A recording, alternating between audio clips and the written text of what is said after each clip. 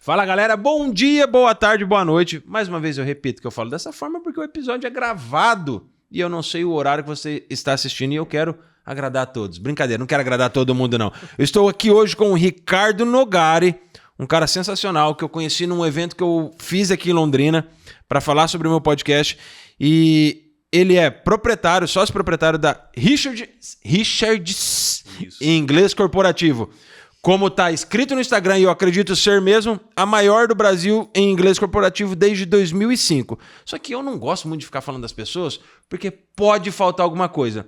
Primeiro, Ricardo, obrigado por aceitar o convite. Agora eu quero que você se apresente. Quem é o Ricardo Nogari? Bom, primeiro, obrigado pelo convite, Edu Granado. É um prazer bater esse papo aqui com você, falar um pouquinho, né, da minha jornada, falar um pouquinho da minha vida pessoal. É um prazer grande estar aqui. Né? Finalmente conseguimos agendas aí se alinharem para estar juntos aqui. Exatamente. Tá bom, primeiro, né? Sou Ricardo Nogari, pai de duas meninas maravilhosas, a Lara e a Mel. Né? Sou empresário desde sempre me envolvi muito com empreendedorismo junto com meu pai. A gente tem uma jornada muito legal juntos. Né? Sou movido por desafios, adoro o desafio, né? Mais do que do dinheiro. Né? O que me move é o desafio de conseguir fazer. E geralmente fazer o que todo mundo fala, não dá para fazer. Eu vou fazer e vou provar que dá. Então, entendi. Eu sou muito dirigido, né, por desafios, gosto muito de lidar com pessoas, gosto de desenvolver pessoas, gosto de ver pessoas aprendendo, gosto de ver pessoas mudando os seus estilos de vida, de carreira. Então isso me motiva muito quanto profissional, quanto pessoa.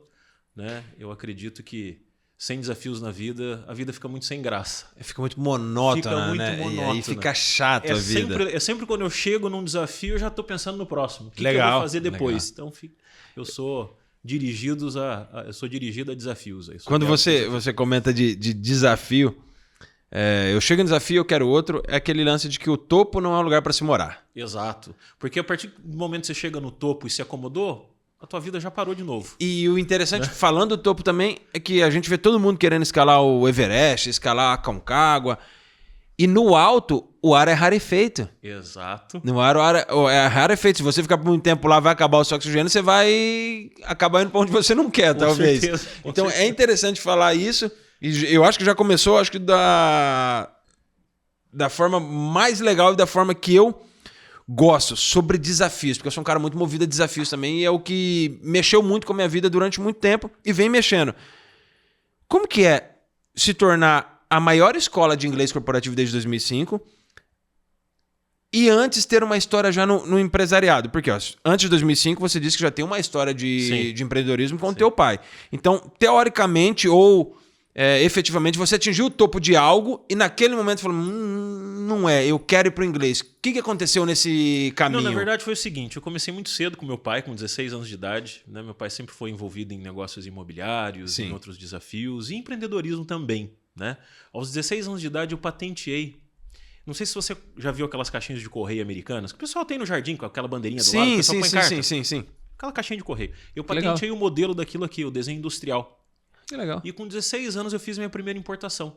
Fui lá para os Estados Unidos, negociei container e tal, e começamos a revender essas caixinhas de correio aqui no Brasil. Foi uma jornada muito legal, que me deu muita mão, né, no corporativo, e me deu muita mão em importação, em entender como é que o mercado funciona naquela época, né? Sim. A gente está falando de uma época antes de Amazon, antes de AliExpress, que a gente só tinha um telefone e... É aquele de virar ainda, né? Nem tanto. Mas era uma época lá atrás ainda. Né? Eu tô falando de 2000, 2001. Foi uma época lá atrás. Né? Mas foi uma experiência que me deu muita mão. E foi aí. Né? Eu me formei em administração de empresas. Né? Pela PUC e já dava aulas particulares de inglês em escolas tradicionais. Então, o inglês ele já faz parte da tua vida? Sempre fez. Entendi. Eu me relaciono com o idioma desde os 8 anos de idade, morei bastante tempo fora. Pô, que legal. Morei de 96 basicamente a 2000 nos Estados Unidos. Meu pai, né, foi para um projeto, né, de vida e profissional lá também. Nós fomos juntos, então eu fiz a 7ª, 8ª e o primeiro colegial lá fora. Então o inglês é algo que eu carrego há bastante tempo. Você pensa em inglês, né? De vez em quando. Se eu entro num modo que eu estou desenvolvendo alguma atividade inglesa ali, eu embalo e eu acabo deixando o português de lado. Mas foi algo que eu sempre convivi. Né? E quando eu voltei dos Estados Unidos, né, quando você volta como moleque, que a primeira coisa que você pensa em fazer é dar aula. É dar aula. Foi que eu consegui, foi que eu comecei a fazer na época.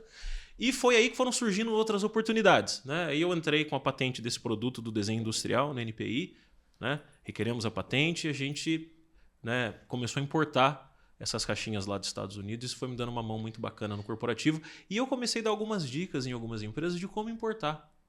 Com 16 anos? Estados Unidos. Com 16 para 17 anos. Junto com o inglês. Caramba. Né? Aí cheguei no ponto e falei, poxa, acho que o que as empresas aqui mais precisam não é de aula de inglês, não é de aprender né? Aprender sobre importação, não. É falar inglês. Entender falar inglês primeiro. Né? É se desenvolver no idioma para conseguir importar. Então eu comecei, né, a dar aula para alguns grupos específicos e algumas multinacionais. E foi aí que a Richards nasceu. Muita coisa na minha cabeça você falando assim, e eu vou pensando, como é que é? 16 anos, você foi em 2001, 2000? Por aí. Como que é? Há 24 anos atrás, não se falava de empreendedorismo, como fala hoje. Sim. Ou talvez falava, mas a gente não chegava pelo acesso da internet. Como que é? Naquela época, com 16 anos, provavelmente cara de moleque, jeito de moleque, fala de moleque, ou de menino, vamos dizer assim. Sim. Enveredar para um meio onde você é um empresário, um empreendedor, e dar aulas para empresas que normalmente os CEO, os donos eram bem mais velhos. Como que foi esse desafio? Isso aí já prova que você é meio maluco mesmo na questão dos desafios. Como que foi isso? Não, na verdade é o seguinte, sempre usei barba. Sempre tive cara de moleque com 16 anos, já usava barba para me pôr um pouquinho mais de respeito. Legal. Né? E sempre tive muita facilidade em comunicação.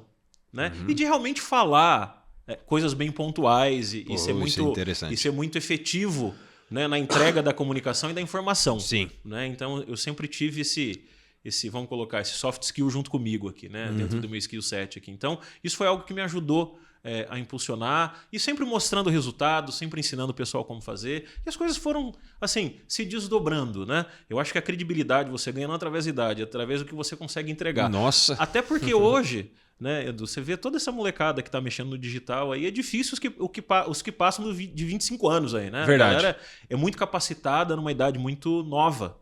Né? Tem um aqui, ó, que tá cuidando da gente aqui, ó. Cuidando da gente, exato. Então, a gente tem que prestar atenção na capacidade de conhecimento que essa pessoa consegue passar. E meu pai sempre foi um incentivador muito grande, né? Ele sempre gostou de inovar, de pensar em novas ideias. Então, eu sempre fui muito estimulado a pensar em inovação, em pensar em empreendedorismo, né? Nunca fui educado, né, para, por exemplo, seguir uma carreira corporativa. Eu sei. Eu fui educado a ser funcionário público. Então, assim, sempre tive uma visão muito empreendedora. E a Richards nasceu disso. Como eu já dava aula em escolas, os alunos já me chamavam de Richards. Faço aula com Richards. Falei, poxa, o dia que eu tiver uma empresa vai chamar Richards. E foi daí que surgiu agora que eu liguei o nome. Ricardo com Richards. Foi daí que nasceu, né, o nome da minha empresa. Pô, isso é sensacional. E você, desde a hora que a gente conversou e outras vezes, e quando eu te conheci como teu pai, e a gente percebe mesmo que teu pai, pela idade, tem uma cabeça completamente fora da curva ou até mesmo fora da idade dele. Exato. Né? Ele talvez tenha uma cabeça muito mais jovem e muito focada em expandir. Exato. E falar, eu preciso crescer nesse ponto, eu tenho a Richards, mas não é só a Richards, eu preciso ter essa comunicação. Perfeito. O que você vai agora, você vai para os Estados Unidos, vai para dentro do que você faz em inglês, oferecer um outro tipo de treinamento que a Richards está oferecendo. Como que é isso e como que foi essa ligação com teu pai? Eu percebo que você provavelmente é uma parte do seu pai. O que como foi essa criação? Seguinte, ele sempre teve muitas ideias. Sim. Meu pai, ele hoje, né, ele está numa posição mais estratégica de ideias, mas não tanto executor. E eu sempre filtrei muito essas ideias e consegui implementar com muito trabalho. Legal. Com pessoas boas, com gestão, errando e acertando, né? Mas eu sou o famoso doer. Doer é o cara que faz. Eu enfio a cara, enquanto eu não conseguir fazer, eu não paro. Né? Eu nunca desisti em nenhuma trajetória minha de vida no meio. Se eu não chego no final, eu não paro. Caramba. Mesmo às vezes sabendo que não é o caminho mais fácil, que não é o caminho mais rápido, mas foi como eu te comentei no começo, né? Pelo desafio de fazer um negócio acontecer. Né? Então hoje meu pai, assim, foi uma referência para mim no campo das ideias e eu tô né, junto com ele, junto com a minha equipe toda dentro da empresa, entrando em novos projetos, escutando muita gente também. A gente tem uma equipe grande, né, de consultores, de pessoas que estão junto com a gente, pensando no negócio 24 horas por dia para alavancar. Né? E pensar em outros, né, outros caminhos é importante, porque a gente vai cumprindo alguns desafios, né, Sim.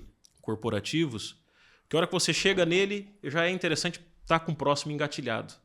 Né? Então a gente tem hoje um processo de treinamento de professores muito legal, processo de venda bacana. Isso tudo foram etapas que a gente foi cumprindo dentro do business para a gente chegar no ponto que a gente está, né, que a gente está hoje. Mas assim, é um projeto de vida. Muito interessante. Eu acho que empreender no Brasil é isso. Você estar envolvido em todas as áreas, um pouquinho de tudo, entender muito do teu negócio, entender do teu mercado e o principal, arriscar demais.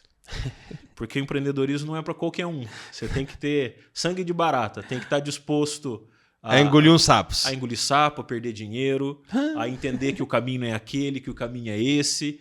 Cara, é loucura. É loucura. É um jogo muito legal. Olha só, você falando, eu venho trazendo algumas coisas para mim. Eu sou com certeza mais novo que você nesse caminho. Né? Eu fui criado a ser CLT. Certo. E não tem nada de errado nisso. Nada de errado nisso. Em algum momento eu decidi empreender, construir o que eu venho construindo. Sou filho de funcionário público, genro de funcionário público, esposa de funcionária pública, primo de funcionário público, sobrinho de funcionário público e sou funcionário público. Me tornei funcionário público. Então, foi um caminho que a minha família trilhou. Então, eu não vejo problema nisso.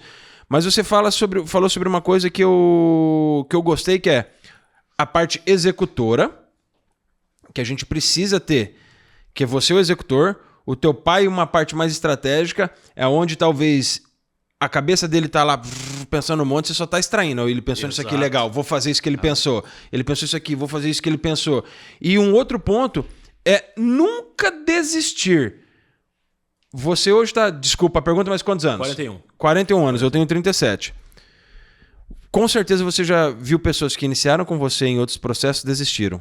E hoje sofrem muito. A maioria do fracasso no empreendedorismo não é na ideia, é no tempo que você dispõe para fazer. E no tempo que você se permite a arriscar. E sentir as dores daquilo. Obviamente, o que a gente precisa ter em mente? Né, você precisa estar num negócio que você está resolvendo uma dor de alguém. Senão Perfeito. Não faz sentido você estar. Perfeito. Aí você vai bater cabeça e você não vai ter o sucesso que você espera. Né? Dentro do nosso segmento, a gente sabe que a gente resolve uma dor muito grande do profissional brasileiro que precisa alavancar a carreira. Sim. Qualidade de vida corporativa. Perfeito. Quando você tem um produto ou quando você tem um serviço que você entende que realmente sana uma dor, o resto é questão de tempo. De tempo, de dinheiro, de investimento, de vida. Né? Eu costumo dizer para minha esposa, eu coloco meu trabalho na frente da minha família, muitas vezes. Porque sem o meu trabalho eu não consigo ter a família que eu quero. Do jeito que eu quero. Porque a gente sabe, faltou dinheiro, desmonta tudo. Né? Assim, o tempo vai acabando com o teu relacionamento se você não tem uma estrutura familiar bem feita.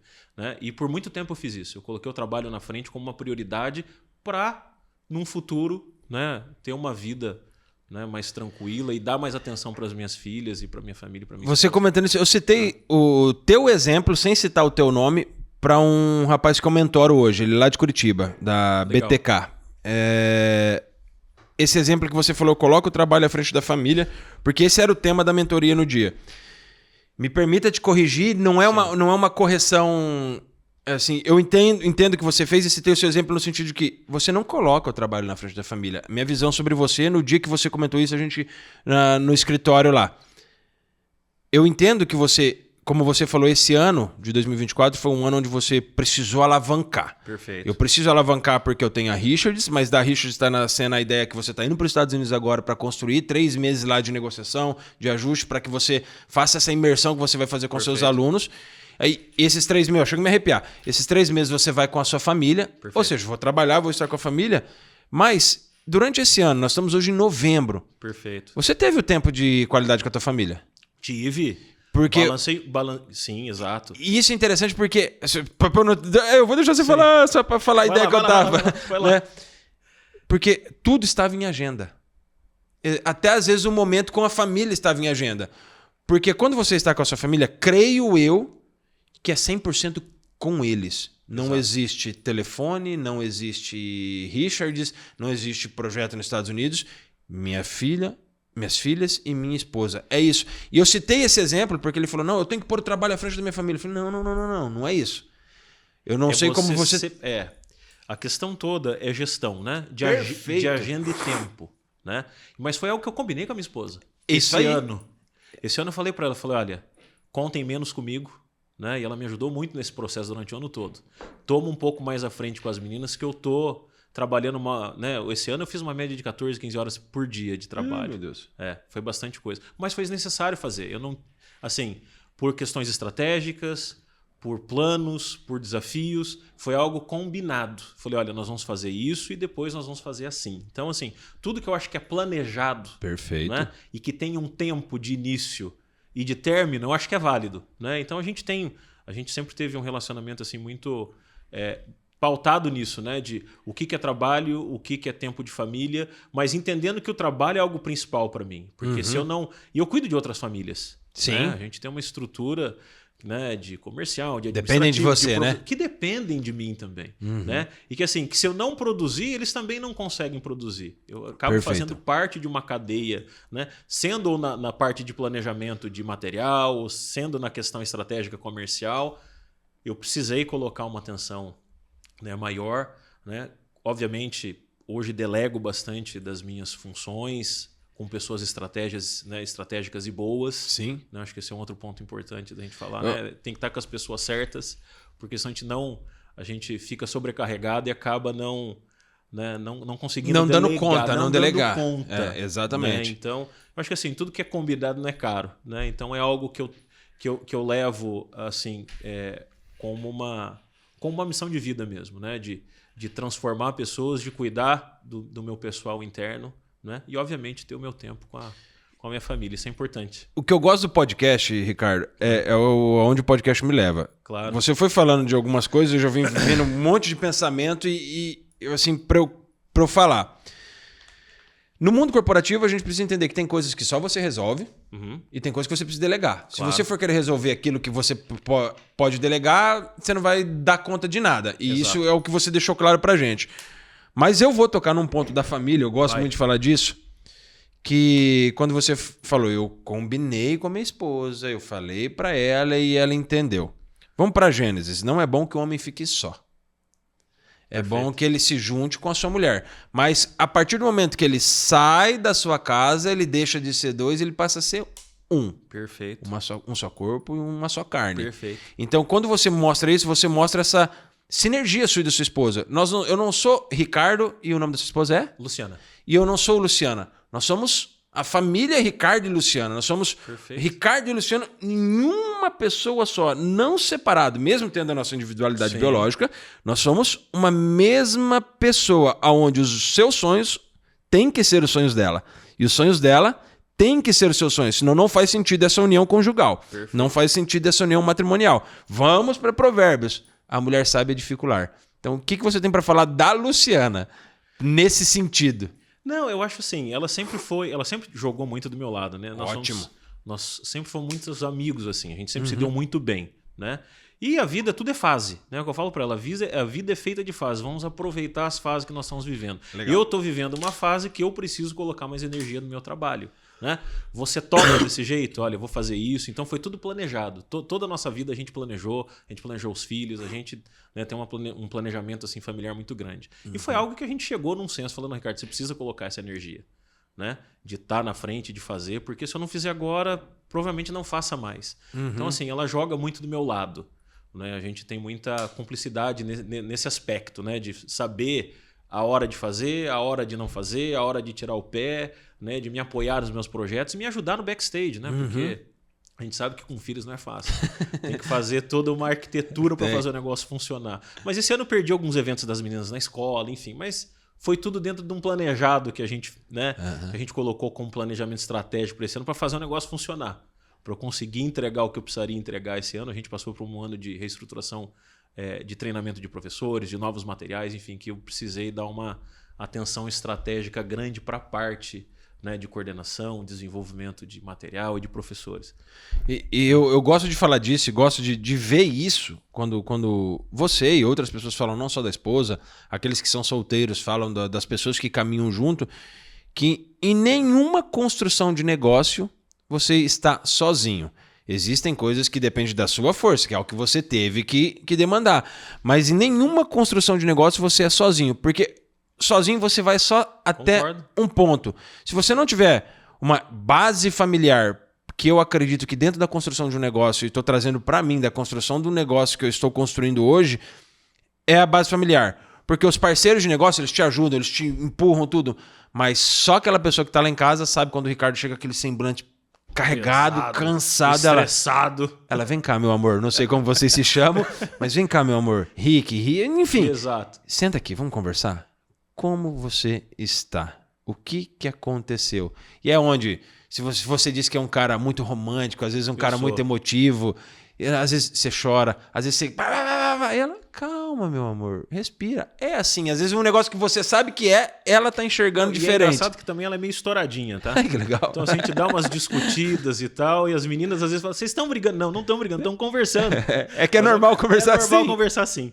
Né? Mas a gente tem o nosso tempo ali e precisa ter essa estrutura, né? Porque senão as coisas vão se atropelando. E obviamente também do outro lado, né? Assim, a questão familiar ela é importante, né? Mas dentro da empresa também precisa ter um clima organizacional legal, sim, de pessoas que você entende que estão com você ali no negócio, que estão dando sangue junto com você para ver o negócio se desenvolver. Né? Porque você falou é verdade, a gente não consegue fazer nada sozinho. Né? A gente vai sozinho até certo ponto. E depois a gente precisa de novos insights, de pessoas boas, com novas ideias, porque a gente acaba ficando muito viciado no negócio. Né? A gente entra numa frequência de pensamento, às vezes, que se a gente não está aberto... Eu gosto muito de escutar pessoas, eu escuto todo mundo. Né? Porque a gente sempre extrai uma coisinha daqui e ali para, né, a gente conseguir fazer o negócio melhorar, para a gente entregar um melhor serviço, com pesquisas com o aluno, entendendo o que está acontecendo, para a gente entregar cada vez melhor. Então, assim, o lado familiar é importante, mas o lado estrutural, cultural dentro da empresa também. Isso precisa estar fortalecido. Isso mostra, né, que... Isso só mostra que se você tem um lado estrutural dentro da empresa bem organizado, mostra que é a família organizada. Perfeito. Porque eu acho que não tem como... Eu acho assim, casa bagunçada, negócio bagunçado. Exatamente. E quando fala bagunça, não é a bagunça da criança, tá? A decoração da criança. Sim. É a bagunça organizacional mesmo, né? Porque às vezes fala, nossa, mas como que eu vou ter uma empresa estruturada se meu filho joga coisa na parede? Não é sobre isso. Exato. Mas isso mostra... e desde as primeiras vezes que nós conversamos, o quanto vocês são organizados, talvez metódicos, mas o que vai ficando mais claro a cada bate-papo nosso é o quanto você está disposto a escutar os outros. Falo isso porque você esteve disposto a me escutar, esteve disposto a nos ouvir, foi no nosso coquetel para entender o que é esse podcast Café com o Granado, o que eu posso extrair, aprender e estar junto. E de lá você veio, fechou aqui com o Ender, passou a conhecer o Ender, fez os seus materiais. Mas como que é para você conseguir essa conciliação de família e empresa? Disso tudo que você está me falando, como que é esse planejamento? Como que é eu sentei na cadeira e agora eu vou planejar? Porque a gente fala de planejamento, às vezes a pessoa está assistindo a gente e fala, mas tá bom, ele planejou. Como que ele fez isso? Como que ele consegue? Primeiro ponto, a questão acho que gira em torno de tempo. Tempo de disponibilidade. Sim. Eu sempre gostei de acordar muito cedo. Legal. Eu faço parte do clube das 5 da manhã. Acordo às 5 da manhã todos os dias. Que é o tempo que eu tenho para me planejar para o dia. O que eu faço das 5 às 6 da manhã, eu não faço no dia inteiro. Porque ali eu estou no momento produzindo ali, ou escrevendo, ou estou pensando numa estratégia nova, estou sozinho, estou isolado. Estou no meu escritório em casa, quieto. Né? Porque a gente sabe, a vida em casa não é fácil. Criança, né? Acontecem coisas em casa, assim, com uma frequência que te tiram de uma frequência de pensamento estratégico, às vezes. Então, eu aproveito muito do tempo que eu tenho, né? E me planejo. Então, eu gosto de começar muito cedo e geralmente paro mais tarde. Então, assim, não adianta achar que vai empreender trabalhando das 8 às 18. Não é assim que funciona, né? Essa é a realidade. A realidade é que a gente acaba trabalhando muito mais. E no meio de tudo isso, você tem que conciliar tudo. Né? Quantas vezes já aconteceu de ter um aniversário ou de ter algum evento familiar que eu já tinha esquecido? de tanta carga de trabalho, falo, meu Deus, esqueci, tenho que ir e tal. E a gente vai lidando assim, né? Então a gente tem assim as coisas tangíveis e intangíveis, né? Perfeito. O que a gente consegue controlar é as coisas que vão surgindo. E tentar balancear, né, da maneira mais saudável possível, mas com muito processo. Eu sou metódico com os meus horários, quando eu paro, quando eu termino, né, com as minhas entregas. Se eu tiver que, né, passar a noite fazendo, eu vou passar para entregar. Então eu tenho esse senso de proatividade. Né, de fazer. Então vai se ajeitando. As coisas vão acontecendo. Como lidar com as interferências? Você comentou agora que tem hora que você fala, putz, eu precisava. Nossa, aquilo. Como lidar com as interferências? Com aquilo que não cabe ao Ricardo. Que vem. E a gente sabe que no seu mundo de empreendedorismo, aqui, às vezes, aquelas interferências. Meu Deus, isso não estava planejado. E agora? Como lidar com isso? Não, é saber delegar e saber assim, ser proativo. Eu acho que acho que o principal de tudo aí, cara, é ter pessoas boas que você mande uma mensagem de WhatsApp e fala, cara, preciso que resolva isso aqui agora para mim.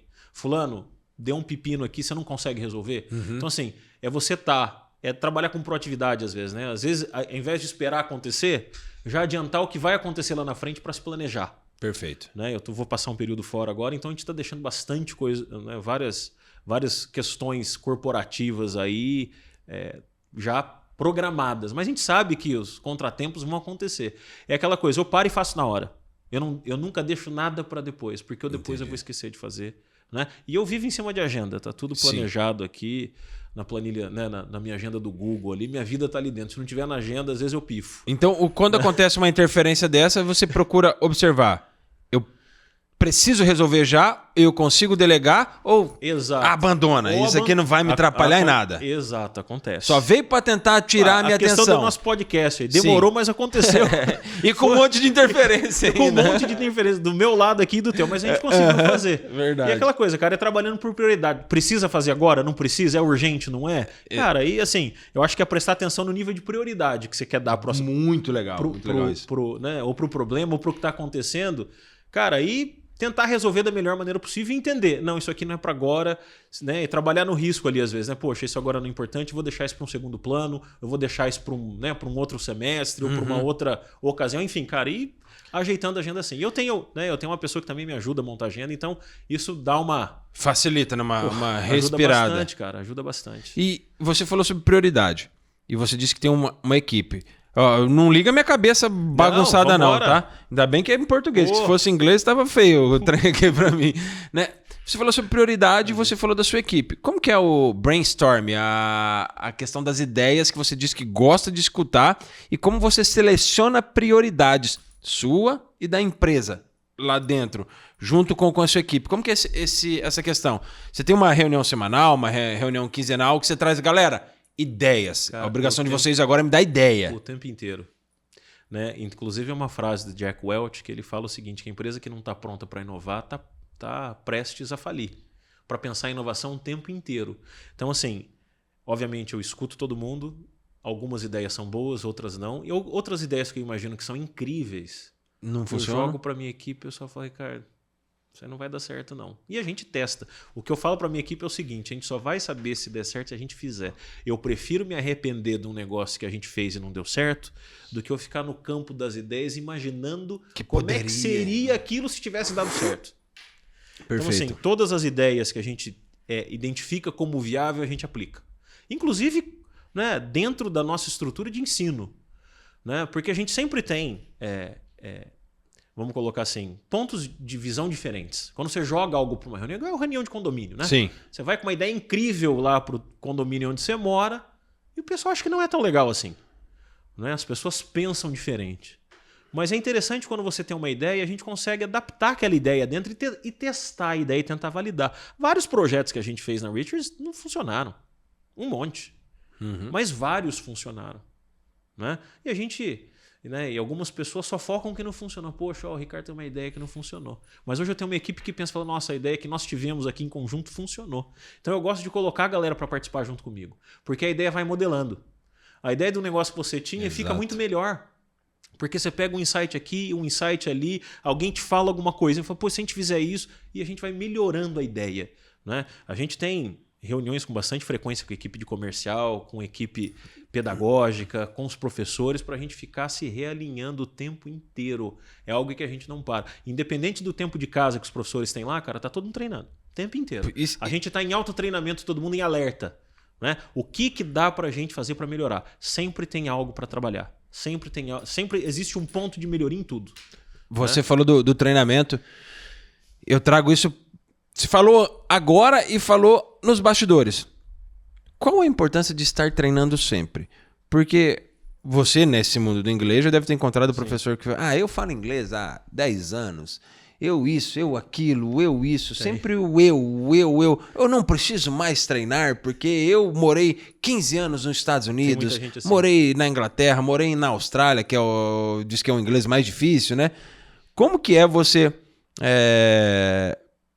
instalar essa cultura em todos os seus professores, ou se você percebe que ele não tem essa cultura, ele nem entra. Isso, é mais ou menos isso que eu ia falar. Eu acho que antes de estar na nossa equipe é perfil. Existem profissionais com perfil para o que a gente faz, existem profissionais que não têm perfil para o que a gente faz. Independente se estão na linha de frente dando aula ou não. Exato. Né? E isso é algo que eu tenho bastante facilidade de sacar.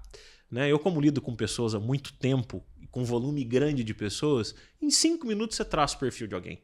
Você sabe se aquela pessoa pode estar ali com você ou não. Às vezes a gente tem algumas surpresas, tá, Edu? Pode acontecer, Você acha que a pessoa tem um super perfil e de repente no dia a dia ela é uma pessoa que você imaginava que tinha um perfil e na execução isso no dia a dia não acontece. Compreendo. E é muito difícil a gente prever. A gente tem algumas, né, para todas as áreas a gente tem um processo seletivo bem rigoroso. Só para você entender, quando a gente contrata um professor, a última contratação que a gente fez, em 24 horas nós recebemos 1.400 currículos.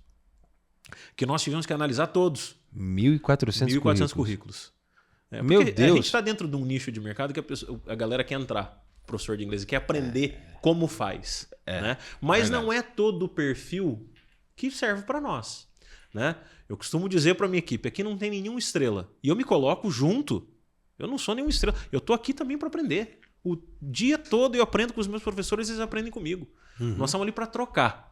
Né? Eles têm pontos positivos, eles já vêm com uma bagagem, né, importante no idioma, e eu também tenho. Né? Eu tenho uma visão mais estratégica, comercial mais empresarial, e também de aula. Fui professor há muito tempo, eu dei aula durante 20 anos. Então, assim, eu sei dar aula muito bem. E sei treinar equipes para dar aula dentro do nosso modelo. Sistema. Nem todos os nossos professores se adaptam. E nem todos os alunos que estão na Richards também se adaptam à nossa metodologia.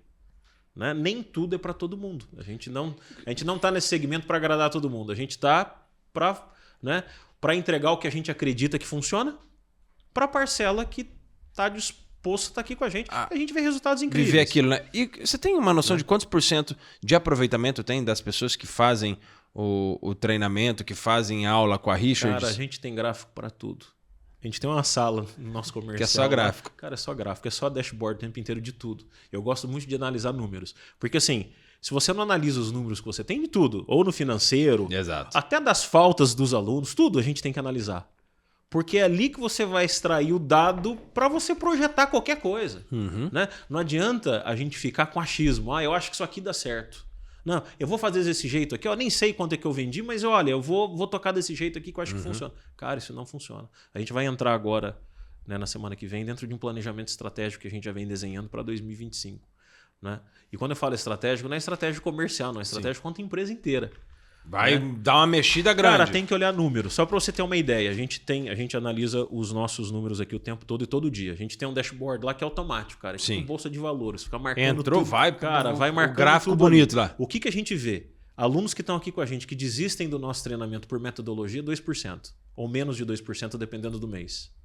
E são várias variáveis que às vezes acabam acarretando o aluno a não gostar da metodologia também. Né? Às vezes é uma pressão no trabalho, é uma questão familiar que ele está vivendo que interfere nas aulas, porque ele precisa estar concentrado e ele não consegue se concentrar, uma mudança de agenda, enfim, várias coisas influenciam. Mas a gente entende também que o que a gente faz não é para todo mundo. Tem gente que entra na Richards e não se adapta. Por quê? Né? O nosso treinamento é um treinamento que a gente expõe muitos alunos para se desenvolverem. Né? Nós estamos dentro de uma metodologia ativa e construtivista. O que eu quero dizer com isso? O aluno é que é o centro de atenção. Né? Ele que precisa errar, ele que precisa acertar, ele que precisa trabalhar com percepção de fala e não um professor. Então, nenhuma aula nossa, o aluno entra para ficar numa situação passiva. Ele não entra para escutar. Ele não entra para ver um professor falar. Ele entra para fazer.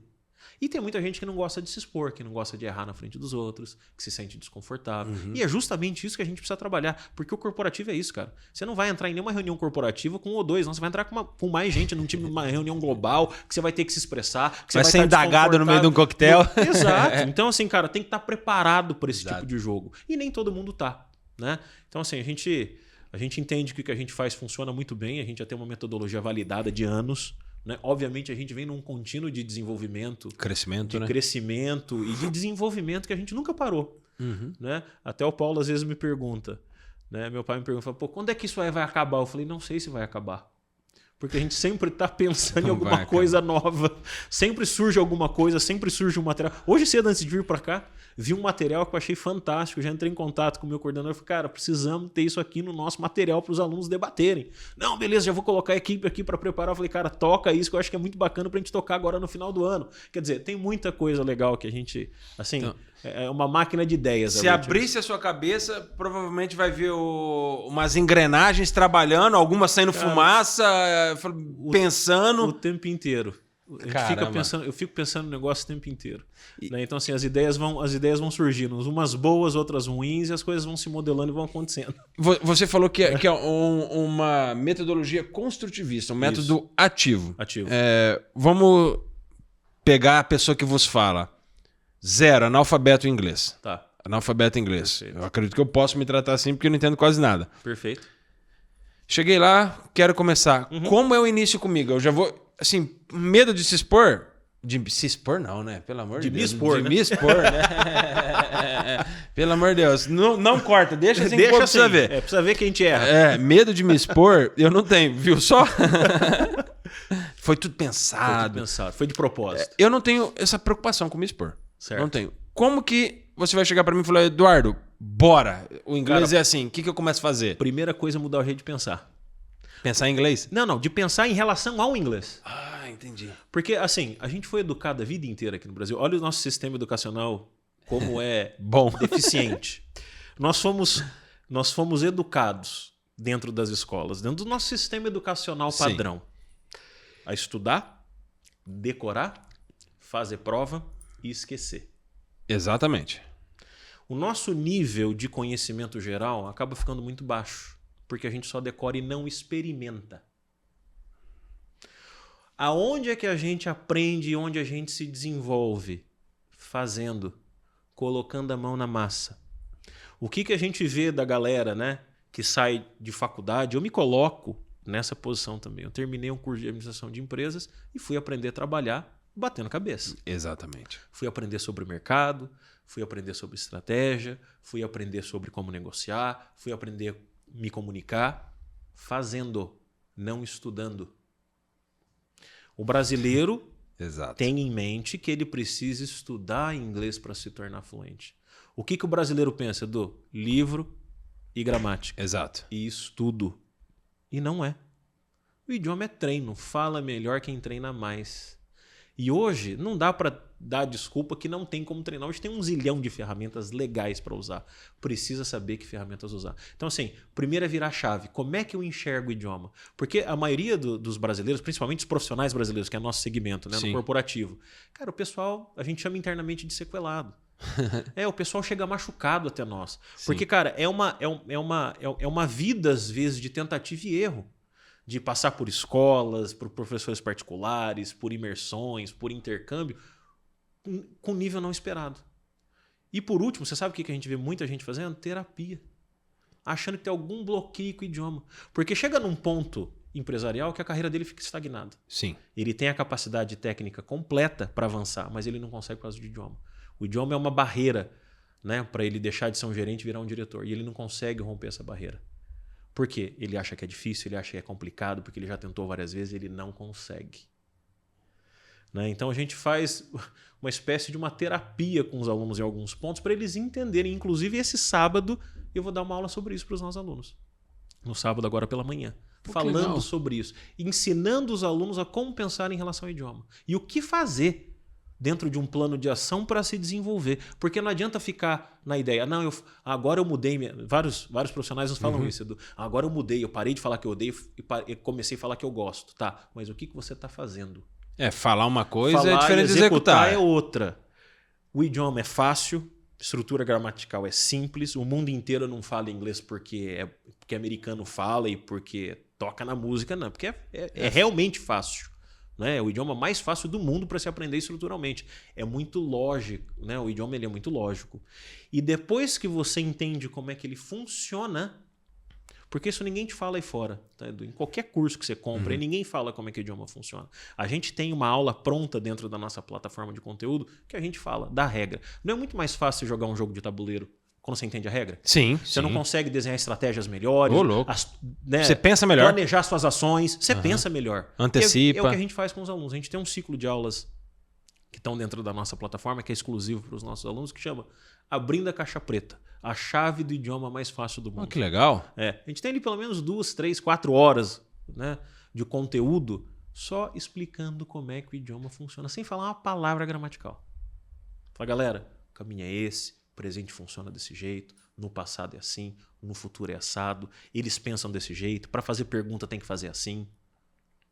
Abre o olho da galera primeiro. Então, assim, a gente já destrava os alunos aí, já não é mais um monstro. Porque a galera faz um percurso assim, dentro de uma escola, com um professor particular, que não tem nada a ver com a vida dele cotidiana. Com o que ele vive. É sempre um negócio embolado. É sempre um negócio que ele não entendeu direito como é que ele vai extrair aquilo ali da aula e vai aplicar na vida dele, na prática. E é isso que ele precisa entender. Então, assim, é primeiro mudar o jeito de pensar e depois começar a agir. Né? Porque senão fica como todo brasileiro aí que quer ir pra academia, né? Eu vejo que você é um cara que se cuida bastante aí. Sim. Adianta só ficar pensando que você quer ficar forte, que você quer estar saudável? Não adianta. Se adiantar. Adianta entrar no YouTube e ficar vendo alguém malhar e se sentir mais saudável? Tem gente que faz isso, viu? Não adianta nada. Tem que ir lá e tem que fazer. Né? É um processo de desenvolvimento que, cara, é assim, eu costumo dizer sempre para os alunos, resultados, né? Ações diferentes, resultados diferentes. Sim. Né? Frase do Einstein, né? É assim que funciona. Insano é aquele que quer ter resultado diferente fazendo as mesmas coisas. Não vai funcionar. Né? Então a gente passa isso muito para os alunos. Né? Eu digo sempre, né? O idioma ele te devolve o que você dá para ele. Como um relacionamento entre humanos. Tem como você se relacionar... Caramba, que analogia não é verdade? Tem como você se relacionar com alguém sem você se doar? Não. Sem você estar presente? Não. Sem você se esforçar? Não. Mesmo que às vezes você não queira. Mas para manter o relacionamento, você não vê isso com a tua esposa? Sim.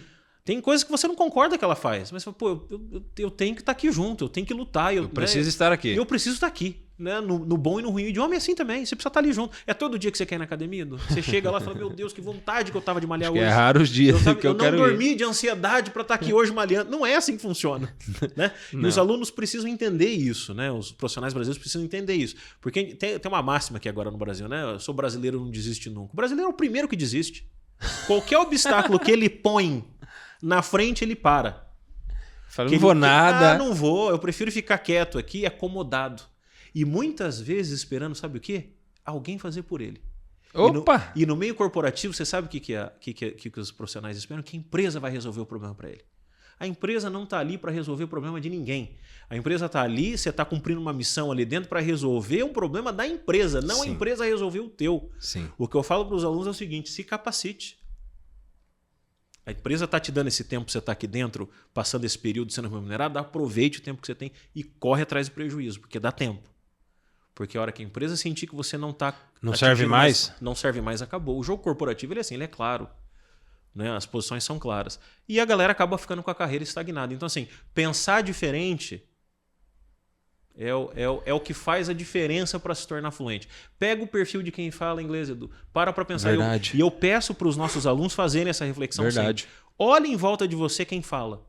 Ele não tem as mesmas atitudes que você tem. Ele faz diferente. Verdade. Porque fazer o que todo mundo faz está provado por A mais B. Que não dá resultado. Que não dá resultado. Olha o nível de influência do Brasil. O Brasil é o país com o maior número de escolas de inglês do mundo. E é o menos tirando fluente. os Estados Unidos. Não digo que é o menos, mas ocupa uma posição péssima de desenvolvimento. Né? Na população geral, menos de 4%. Ô, louco! E no corporativo, E no corporativo, nós nunca, a gente está nas maiores multinacionais do Brasil, nós nunca atendemos a nenhuma empresa que o nível de fluentes passou de 2% a 4% do número total de colaboradores. Vocês têm trabalho, hein? Não, todo mundo pensa igual. Nós estamos fazendo uma pequena, né? Não dá, a gente não consegue, né, atingir todo o público que a gente precisaria atingir, né? Mas é aquela coisa, tá todo mundo fazendo igual. E o igual tá provado que não dá resultado. E por que você acredita que todo mundo tá fazendo igual? Não, porque pensar em 4% é muito pouco. Porque é cultural, porque o brasileiro ele vem programado assim. Ele vem programado. Você acredita que o nosso sistema brasileiro ensina assim? São crenças que a gente tem limitantes, que eu preciso estudar, que eu preciso fazer, que eu só vou me desenvolver na minha carreira se eu estudar, né? Hoje eu até faço um pensamento reverso com os nossos alunos. Ter a capacitação técnica é muito importante. Mas não acha que você vai sair do MBA que você vai ser um melhor profissional. Não vai. Enquanto você não conseguir aplicar aquilo ali na prática, e aí que tem um abismo no ensino brasileiro. É muita teoria. Exato. Você tem que ter muita força de vontade e foco para tirar da teoria e colocar na prática. Aqui no Brasil você tem que fazer um esforço danado. Eu vou falar do curso que eu fiz. Eu aprendi a mexer numa HP depois que eu saí, numa HP 12C, que é uma calculadora financeira, depois que eu saí da faculdade. E você fez curso de administração. Fiz administração. Que, teoricamente, a gente ia ensinar. Teria ensinar. Mas eu não estou ocupando a faculdade. Não, eu entendo, eu concordo. É o sistema que é formado assim. Né? Nós somos teóricos o tempo todo. Tanto é que é o grande choque de mercado. Quando você sai, né, você deve ter percebido isso. Sim. Você sai da faculdade e vai para o mercado de trabalho e fala, caramba, e agora o que eu faço? Meu Deus. Né? Em contrapartida, o que as empresas esperam que você tenha? E o que a gente vê hoje, uma tendência muito forte. Alguns cargos eles nem estão pedindo curso superior mais. Não. Estão pedindo capacitação técnica e analisando emocional das pessoas. Que está sendo pior hoje. Que é o pior. Né? Hoje existe assim, uma dependência muito grande dos profissionais com a empresa. Sim. De achar que a empresa vai resolver todos os problemas para ela. E a questão emocional é uma questão que ela é muito pesada. Eles precisam entender que eles precisam estar emocionalmente capacitados para estarem onde estão. Né? Tanto quanto habilidades, né, de comunicação, Sim. habilidades de trabalhar sob pressão, de trabalhar com equipe, de aceitar não, de entender que existem outros caminhos para a tarefa específica ser executada. Enfim, inteligência emocional. E dentro da Richard de vocês trabalham isso, essa inteligência emocional? Muito. Porque você falou 4%, eu fico espantado, principalmente no mundo corporativo. A população em geral, ok, é vida que segue, é vidinha de sempre, vai indo, aposenta, enfim. Exato. Mas dentro do mundo corporativo, eu entendo hoje, vivendo um pouco desse mundo agora, que eu decidi enveredar por isso, e percebo as dificuldades que eu tenho também pelo inglês, porque por não conseguir ler algumas coisas em inglês e alguns estudos que eu preciso em inglês, aí eu preciso traduzir, aí vira uma dificuldade, demanda muito mais tempo, e acaba que às vezes fala, não vou fazer isso. Sim. Né? Então demanda um esforço muito maior. Mas o que fazer por causa dessa questão emocional para construir uma bagagem emocional dentro daquilo que você já realiza, para que as pessoas entendam que a empresa não resolve todo o seu problema. Ela pode te dar ferramentas. Perfeito. Mas o problema quem vai ter que resolver é você. Minha casa quebrou o cano. Eu não tenho encanador para ir nada. Você chega aqui e fala, Du, tá aqui, ó, a chave de boca, o vé da rosca, o parafuso e o cano. Então você me deu as ferramentas. Agora eu preciso me virar. Perfeito. Como que vocês conseguem mostrar isso para começar a quebrar essa cultura de que a empresa é responsável por mim? Perfeito. Colocando a galera para fazer. Legal. Execução. Execução, cara, não tem outro jeito. Porque assim, eu posso te falar aqui como consertar esse cano 2 horas. Enquanto você não pegar o cano e for lá colocar, você não vai ver as dificuldades de arrumar um cano. Exato. Né? E é o que a gente internalizou isso desde quando a Richards nasceu. Eu venho de uma escola assim. A escola que eu estudei a vida toda foi uma escola que eu nunca soube quando tinha prova. Chegava e tinha. Não é a melhor prova de você provar alguém, se ela tá apta. E não é, olha só que loucura. Não era nem para provar a gente, não.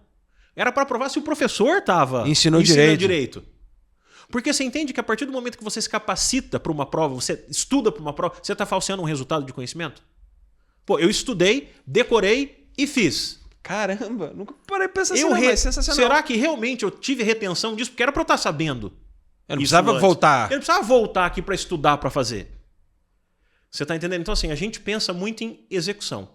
Né? Dentro da nossa metodologia, a gente coloca, por exemplo, a gente tem muitas dinâmicas de grupo, de trabalho de equipe, a gente tem apresentações, a gente tem simulações. Né? Por exemplo, a gente prepara os nossos alunos para tocar uma reunião, para fazer uma apresentação, para participar de uma feira internacional, né? Para receber uma visita do exterior dentro da empresa. A gente vai treinando os alunos nisso, não no campo teórico.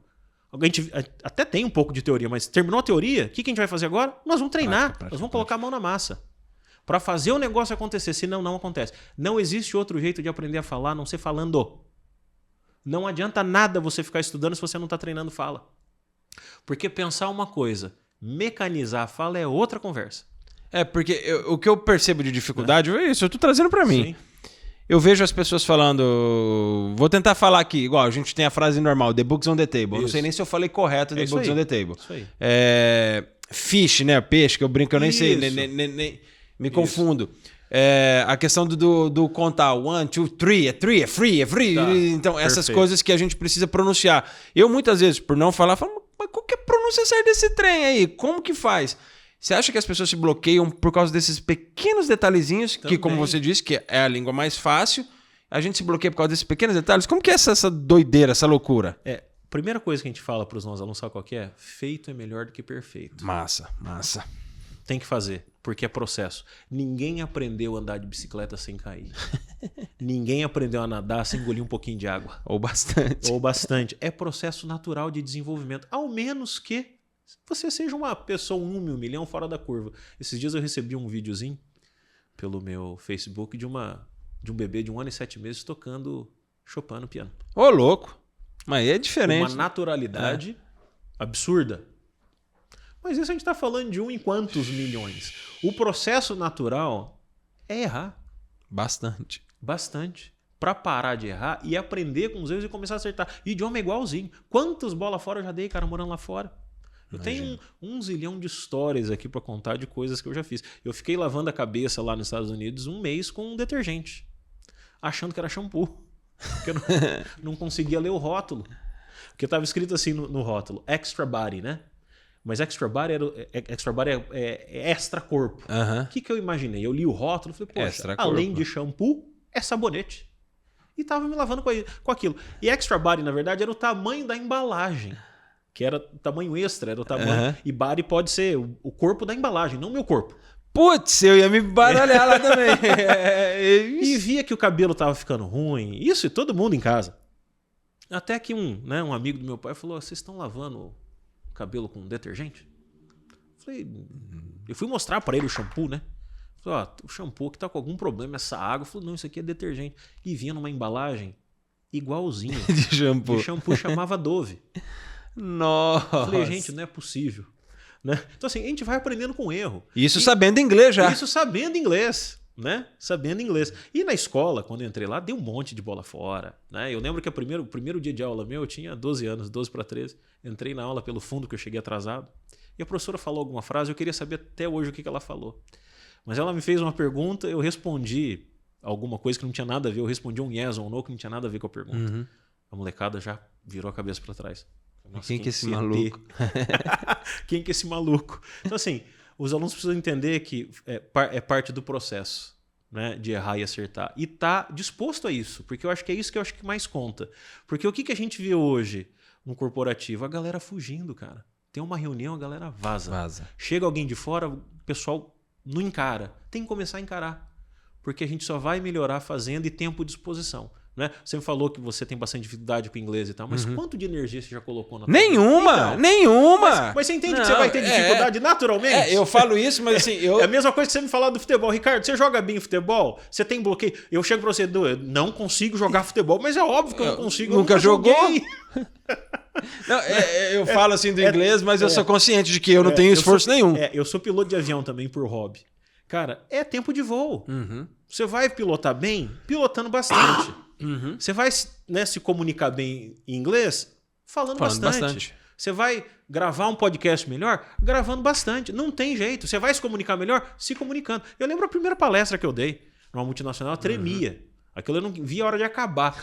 Hoje eu tenho prazer em falar. Se você me der um público de 10 mil pessoas no estádio, eu falo numa boa. Eu gosto também de falar. O coração nem acelera. Né? Mas por quê? É um processo de desenvolvimento. E as pessoas precisam entender isso em inglês. É processo. Que vai errar, que vai acertar, até o momento, né, que é o break-even, né, o ponto de equilíbrio ali, que você começa mais a acertar do que errar. Então a dica que eu dou para os alunos sempre, para os nossos, né, para os profissionais brasileiros, é que continuem tentando. Mas assim, com frequência e menos intensidade. O brasileiro gosta de... É melhor que eu faça 20 minutos todos os dias Com do que certeza. 2 horas, 2 vezes por semana. Com certeza. Pensa num spa. Você vai lá, fica um mês no spa, perde 10 quilos. Fala, nossa, que bacana. Atingi minha meta, eu sou o cara. Sai de lá, não muda nada do que você... Exatamente. Você vai voltar tudo de novo, ou pior. Né? Então, assim, esse exemplo é legal. Precisa mudar o jeito de pensar, cara. Isso que você falou é legal. Eu tive aqui com o Dr. Márcio Próspero, que ele é cirurgião bariátrico, tem mais de 1000 cirurgias. Não sei se você conhece ele. Ele tem mais de 1000 cirurgias bariátricas. Ele fala que tem um índice de reganho muito grande. Porque o problema da bariátrica não é a bariátrica. É o pós-bariátrico. Perfeito. Porque ele envolve um monte de situações que você precisa fazer. Eu vou lá, faço a aula com você 1 ano, saio fluente. Se no próximo ano eu não pegar mais nada para ler, eu não conversar com mais ninguém, eu vou regredir, porque eu não moro nos Estados Unidos, eu não tenho a vivência diária de um inglês, onde eu preciso pensar em inglês, eu preciso falar em inglês, eu preciso realizar essas atividades. Então, é muito claro que tudo envolve um processo, e até brinco, eu falo, eu não falo nada inglês porque eu nunca dediquei tempo, eu nunca parei para ver. Então isso... não dá nem para saber se você tem dom pro idioma ou não. Não. Você precisa começar a se descobrir. Exatamente, eu brinco, mas eu sou um cara, nisso eu sou consciente. Sim. Que isso é uma falha minha. Eu não jogo a culpa pro meu ensino, eu não jogo a culpa pra minha mãe. Não, eu preferi fazer outras coisas, dedicar hora de voo para outras coisas e não pro inglês. Hoje, no momento que eu vivo, eu falo, cara, eu devia saber inglês. Mas o momento que eu vivo foi que eu escolhi viver há 4 anos. Então eu não posso culpar os outros 34 anos que eu vivi. E nem deve. É o que a gente fala para os alunos, esquece o que já foi. Não, o passado não volta. Você só vai remoer e você só vai se culpar. Se culpar. Se culpar. Pensa daqui para frente o que dá para fazer. Né? E aí vai para vários aspectos da vida. Não adianta ficar olhando para trás. O para trás já está consumado. Porque é olhar daqui para frente o que você pode fazer de diferente. Né? E as demandas na vida vão surgindo, como está surgindo para você a necessidade agora. Talvez se você tivesse tomado uma outra carreira, não seria uma necessidade. Então, quer dizer, a vida vai te mostrando outros caminhos também. Né? Eu falo que se tornou uma necessidade há um pouco mais de 1 ano. E lógico que por prioridade nesse momento eu precisei dedicar uma energia muito grande no que eu estou fazendo. E eu sou um cara que eu gosto de executar e fazer. Se eu pegar para fazer, acabou. Eu tenho 1 ano para fazer, eu vou ficar me dedicando às horas que eu preciso e eu vou esquecer da minha vida, eu vou ficar lendo, eu vou ficar fazendo o que eu tenho que fazer. Eu gosto disso. E hoje eu entendo que em algum momento eu vou precisar fazer isso, ter os meus 20, 30 minutos diário para e breve, né? E vai ser bem breve pelo caminho que eu tô vendo. Mas eu trago podcast. O meu podcast, ele tem a ideia podcast Café com Edu Granado pelo menos uns 6 anos. Que veio com outro nome, aí de repente se tornou Café com Edu Granado, eu fiz de forma itinerante. Aí no ano passado, quando eu comecei, em março do ano passado, nesse formato, no outro estúdio do Ender, eu tinha pensado em desistir, eu tinha chutado o balde. Falei, eu vou tocar e vou parar com essa desgrama. Tô cansado, gastando dinheiro, estressado. Aí conversando com a minha esposa, ela falou, mas você vai parar sem antes dar certo? Eu falei, fica quieta, não chamei você pra conversar, deu vontade de bater nela, né? Falei, eu vou te matar. Eu falei, amor, mas não vai dar certo. Ela, não vai porque você vai parar. Se você continuar, pode ser que dê. Qual é o tempo que você sabe para dar certo? Eu falei, não sei, ela pode ser 1 ano, 2, 3, 4, 5, 10. Mas se você persistir, dá certo. Que é o que você falou no começo, é o quanto eu estou disposto a me dedicar. Mas é aquela coisa, cara, pensa no empreendedorismo. Pega todos eles, cara, sem exceção. Olha só que loucura. A maioria deles. Mark Zuckerberg, Elon Musk, todos esses caras tops estudaram um pouco e se arriscaram muito. Executaram muito. Erraram muito. Viveram muito o negócio. Colocaram a cara para bater. Perderam noites de sono. Né? Moraram de favor na casa dos outros. Os caras se ralaram. Agora, é aquela coisa, eu tô disposto a percorrer A esse viver caminho isso? aí, cara, porque eu acho que é basicamente isso. É se você tá disposto ou não. Tem gente que não tá e tem gente que tá.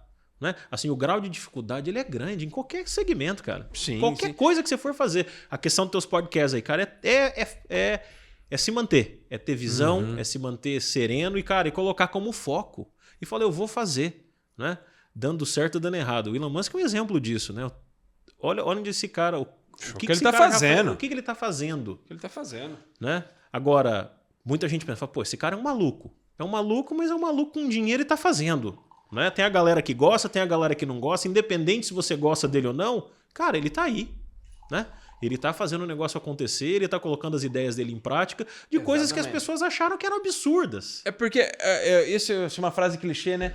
As pessoas te acham maluco até dar certo. Até dar certo. Depois você se torna um gênio. Um gênio. Caramba, eu sempre te apoiei. Você é um mentiroso. Exato. Agora, se não tivesse dado certo, você era o fracassado Você da família. Você é o fracassado. Olha lá. Sonhador. Sonhador achou que ia virar alguma coisa. Nunca aí. teve o pé no chão, Exato. essas coisas. É interessante você falar isso porque... Cara, olha o exemplo do Thomas Edison. Thomas Exato. Edison acho que é um exemplo para nós, né? Porque a gente tem a ideia do Thomas Edison, criador da lâmpada e tal. Né? Mas ele Muito tem bacana. mais coisa. Tem mais coisa por trás dele. Ferro de passar dele também, né? Cara, eu não sei. Acho que tem alguma Ferro de outra passar, eu invenção não sei. dele. Mas vamos falar da lâmpada só. Ele inventou um negócio na época que era uma tecnologia incrível. Absurdo. Que ninguém queria. Olha só. Quando ele surgiu com a lâmpada, as pessoas falaram, Thomas Edison, ninguém quer isso. O país está abastecido com querosene. Todo mundo usa lamparina. Não tem necessidade desse teu produto. Ele estava com uma inovação incrível na mão, que é transformar o planeta, sem muito saber o que fazer. E na época, o Nikolai Tesla trabalhava para ele. O Nikolai Tesla era funcionário dele. Caramba. E eles desenvolveram a lâmpada. Enquanto ele não teve uma visão estratégica de negócio para a lâmpada, ele não conseguiu alavancar. Então, assim, o que nos deixa isso de ensinamentos? Não adianta ter a melhor ideia do mundo ou ter o melhor produto do mundo se você não entender o que fazer com ele. A missão que ele vai cumprir, como é que você vai fazer para chegar lá? Eu posso colocar um produto aqui, Edu, que vem lá de outro planeta e coloco aqui, um negócio que vai revolucionar a humanidade. Se a gente não souber trabalhar com isso aqui, não vai virar nada. Por melhor que a ideia ou o produto seja, exatamente, a execução é a parte mais importante de fazer o negócio funcionar. O que o Thomas Edison fez na época? Foi atrás do JP Morgan, que era o cara banqueiro que tinha dinheiro e colocou dinheiro na lâmpada para desenvolvimento em produção de massa. Você sabe o que o JP Morgan fez? Não. Ele fez uma festa na casa dele. E colocou as luzes. Isso, numa mansão que ele tinha em Nova York. E no meio da festa, e o Thomas Edison montou todos os geradores embaixo, no porão e tal. E no meio da festa, pum, as luzes se acenderam. Não tava... Tava todo mundo à luz de vela. Esperto. E de repente ele... o Thomas Edison aperta um botão lá no... Né? O disjuntor. No disjuntor e ilumina a festa inteira. O pessoal ficou apavorado. Que é isso? Não, é bruxaria. É mágica. As pessoas nunca tinham se visto à noite com aquela nitidez. Como a gente está aqui agora. Então foi assim, foi uma quebra de paradigma ali, de conceito, que transformou o planeta ali em 5 segundos. Mas o que houve? Houve muito tempo de desperdício, de investimento, de quebrar-cabeça. Não é um caminho fácil. É que a gente vai, ele inventou e transformou do dia para a noite. Não. Ele poderia ter micado com a ideia na mão. Poderia? Com a melhor... com tudo que a gente tem hoje, né? Imagina um planeta sem luz. É que, assim, eu não sei... Quanto tempo... Você sabe quanto tempo levou esse processo dele ter feito ou não... Olha, não, eu estimo. Eu posso estar falando bobeira aqui, tá? Sim. Acho que uns 5 anos. Olha que interessante. Desde a criação, tá? Eu posso estar falando bobeira aqui, mas acho que foi um tempo mais ou menos assim. Desde a criação, vamos pensar que tem aquela frase, né? Eu errei 1000 vezes, 10.000 vezes, até acertar uma vez.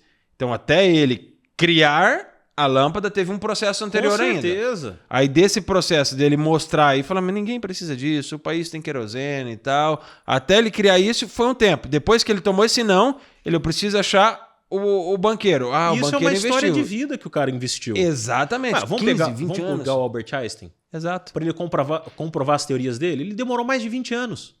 para alguém escutar as teorias dele. Porque ele nem era o mais inteligente da turma. Não, porque não era. Ele era vendedor de seguros, né? Então, assim, para pensar como é que é o grau de dificuldade das coisas. Agora, são caras que fizeram. E eu acho que o grande problema hoje, vamos trazer pro 2024. A internet ela é muito rápida. O que as pessoas estão fazendo hoje, Edu, é assim, as pessoas são muito imediatistas. Exato. Tudo é para agora. Você sabe o que a gente vê lá na empresa? A gente coloca um estagiário lá. Se em 3 meses ele não vira diretor, ele acha ruim. Olha como é que é virar diretor em 3 meses? Mas na cabeça dele é muito tempo. Ele falou, eu vou ficar doando meu sangue aqui durante todo esse tempo. 3 meses? E já quer estar numa outra posição. Então hoje as pessoas estão muito imediatistas. Inclusive em casa eu tomo esse cuidado. As minhas filhas não usam celular. Muito. Usam um pouquinho em tempos controlados. Porque quando elas consomem na televisão. Para ter o tempo de esperar. De entender que tem o comercial. De entender... Não, porque hoje elas estão com tudo na mão. E é rápido a hora que quer. E é rápido a hora que quer. Para esperar o elevador não tem paciência. Mas se que elevador demorar, eu falei, dá para você tá vendo os números? Dá para você Eu subia de escada, menina. A população tá assim, a gente tá imediatista, né, com tudo, né? E a gente não quer esperar para fazer absolutamente mais nada, a gente quer a solução na palma da mão. E para estar no meio de negócios ou para traçar uma carreira dentro de uma empresa, cara, o tempo é o tempo do mercado, não é um tempo imediatista, né? E é uma questão que a gente precisa trabalhar, né? Todos nós, o celular, a tecnologia tem nos dado essa coisa de achar que tudo é para agora. Tudo eu tenho na palma da minha mão. A tecnologia ela vem para aquele ditado que a gente usava. Pode ser um remédio ou pode ser um veneno, depende da dose que você toma. Depende da dose que toma. É aquele ditado que todo mundo usava para as coisas lá atrás. Hoje a internet dá impressão, né, para quem está no meio, né, de infoprodutos e tal, que é tudo muito fácil. Eles vendem uma facilidade na internet que na vida real não funciona desse jeito. Funciona na hora da venda, de você comprar um treinamento lá, de comprar uma fórmula secreta que alguém está vendendo.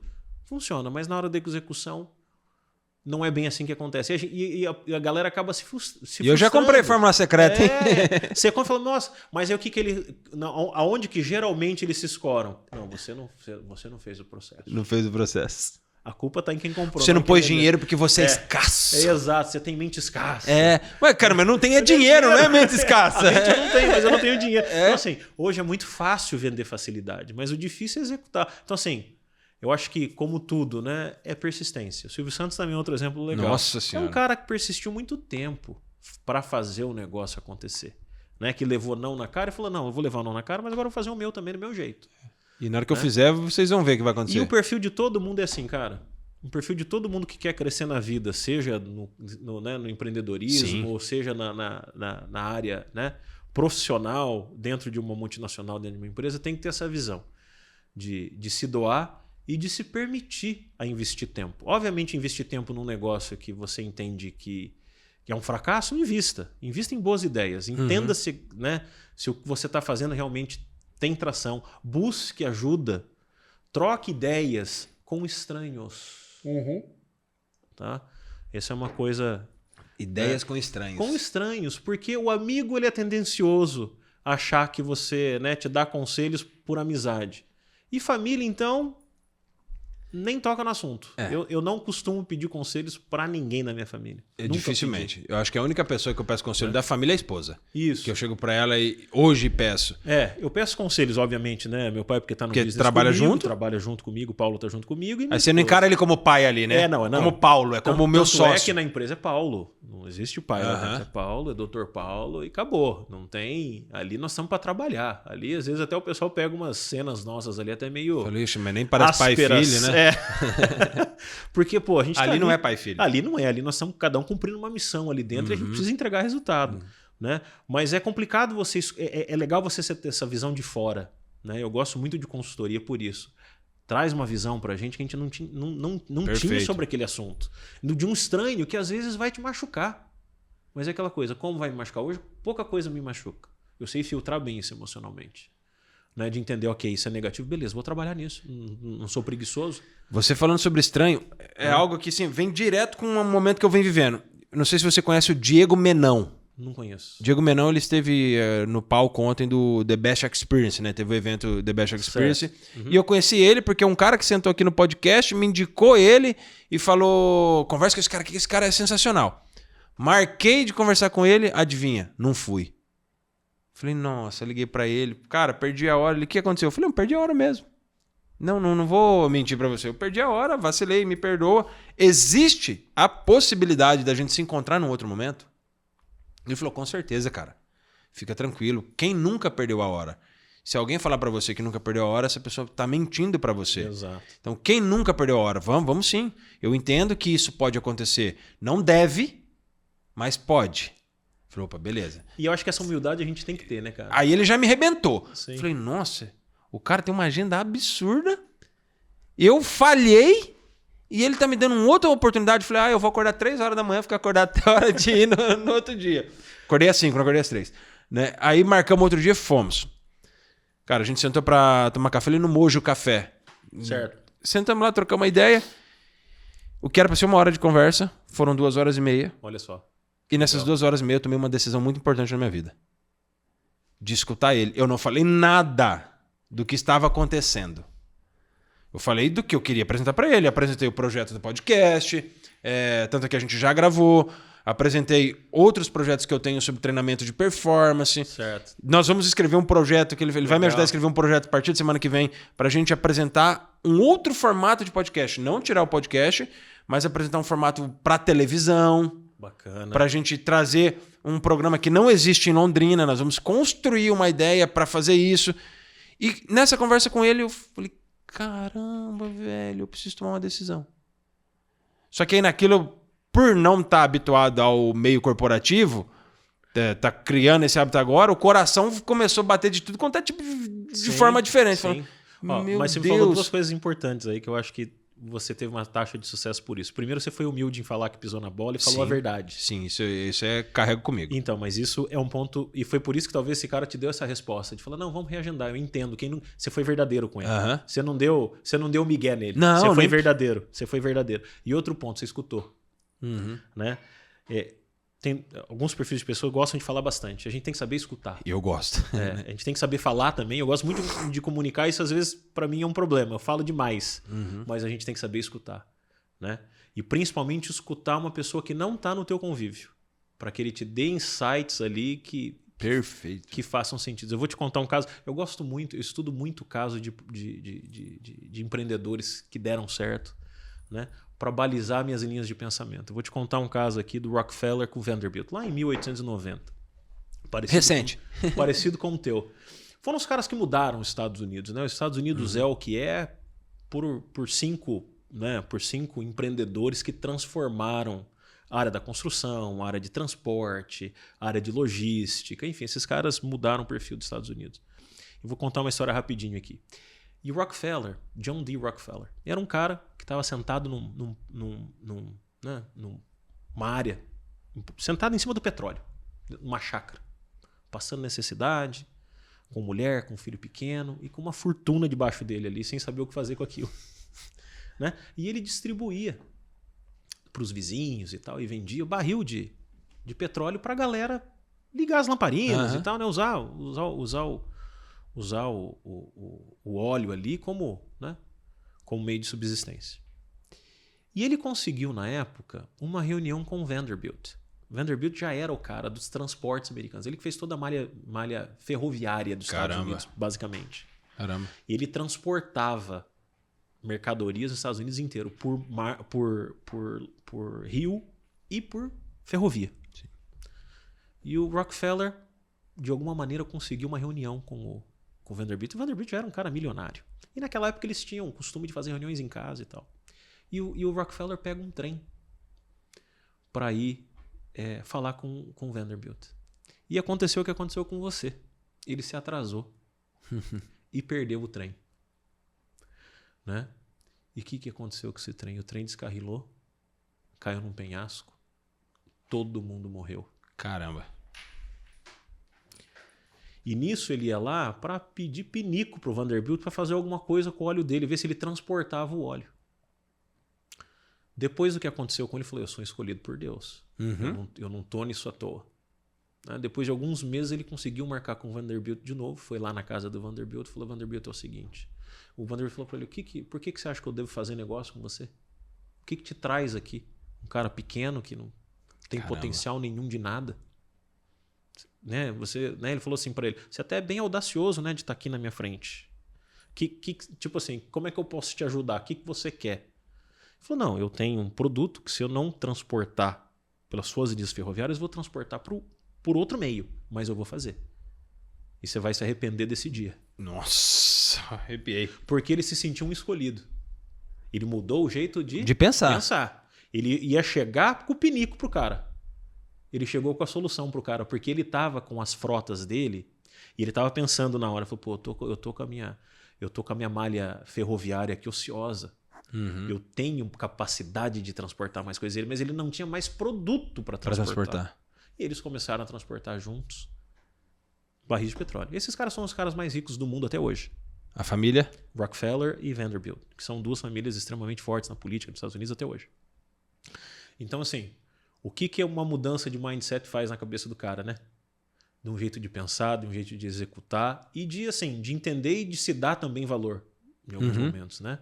Ele estava indo fazendo um approach muito simplista que ele ia fazer, ele por uma questão de um problema grave que aconteceu, ele mudou o jeito de pensar e falou: virei minha chave. Agora eu sou o cara. Né? Foi lá, fez e o cara também explodiu. No óleo. Não querendo me comparar ao Rockefeller. Não, mas tudo começa pequeno, cara. Mas é interessante você falar isso, porque quando eu pensei no podcast lá atrás, a gente fazia de forma itinerária. Foi o que fez eu começar com o podcast. Não tinha. Dois amigos com câmera fotográfica. Acho que nem eram essas câmeras. Não sei se essas dão para tirar foto também. Essas que o Ender aqui, ele é diferente, né? Ele tem uma estrutura. Uns 50 milhões em câmeras. Aquele brincadeiras que vão caçar o Ender aqui, né? Mas assim, nós começamos e eu tinha mais roteiro. Hoje eu não gosto muito do roteiro. Né? Tem gente justamente para gerar isso aqui, né? Isso. É bate-papo, porque a gente faz esse loop, a gente fala de família, a gente fala de todos os assuntos. Sim. Mas eu tinha um pouquinho mais de roteiro, mas eu tinha uma ideia de um café que eu gosto. Essa ideia do bate-papo, eu sou um cara que eu amo falar. Quando a gente começou, era muito para gerar conteúdo meu. Eu não pensava tanto no meu convidado. Perfeito. Eu queria gerar conteúdo meu, porque eu queria gerar autoridade na internet, para ser autoridade, para poder vender produto. Enfim. Foi essa a ideia. Mas a gente vai fazendo e vai entendendo que as histórias que as pessoas contam, falam: mas faz muito sentido isso aí, cara, tem a ver com a minha vida. E quando você conta isso, o podcast hoje, ele tá hoje com o Ender aqui, com esse estúdio, porque em um momento uma pessoa que foi muito estratégica para mim, num dado momento, ela falou: ou você faz ou você faz. Para de, eu preciso de dinheiro. Ficar colocando obstáculos, né? E era o que eu mais fazia. Eu fui, conversei com o Ender. Sabotando, né? Direto. Conversei com o Ender.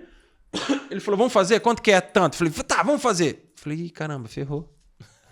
Vou fazer como? Mas agora já falei. Aí corri para 2, 3 amigos, falou: me ajuda que eu preciso para não gravar uns episódios assim. Não, tá, eu consegui uns patrocínios de forma completamente nada a ver, não culpando os patrocinadores, mas eu não soube vender. Sim. Eu não soube vender, mas fui lá e comecei. E nós estamos indo agora para março do ano que vem, completar 2 anos que eu gravo com o Ender. Legal. 2 anos que eu gravo episódios com o Ender. E é justamente por isso. Eu vou fazer. Quer estar comigo? Quero. Não quer? Eu vou fazer sem você. Exato. Como eu vou fazer? Eu ainda não sei. Mas eu vou fazer. Eu estou me movimentando para isso. Hoje tem um parceiro sensacional que é o Carraro.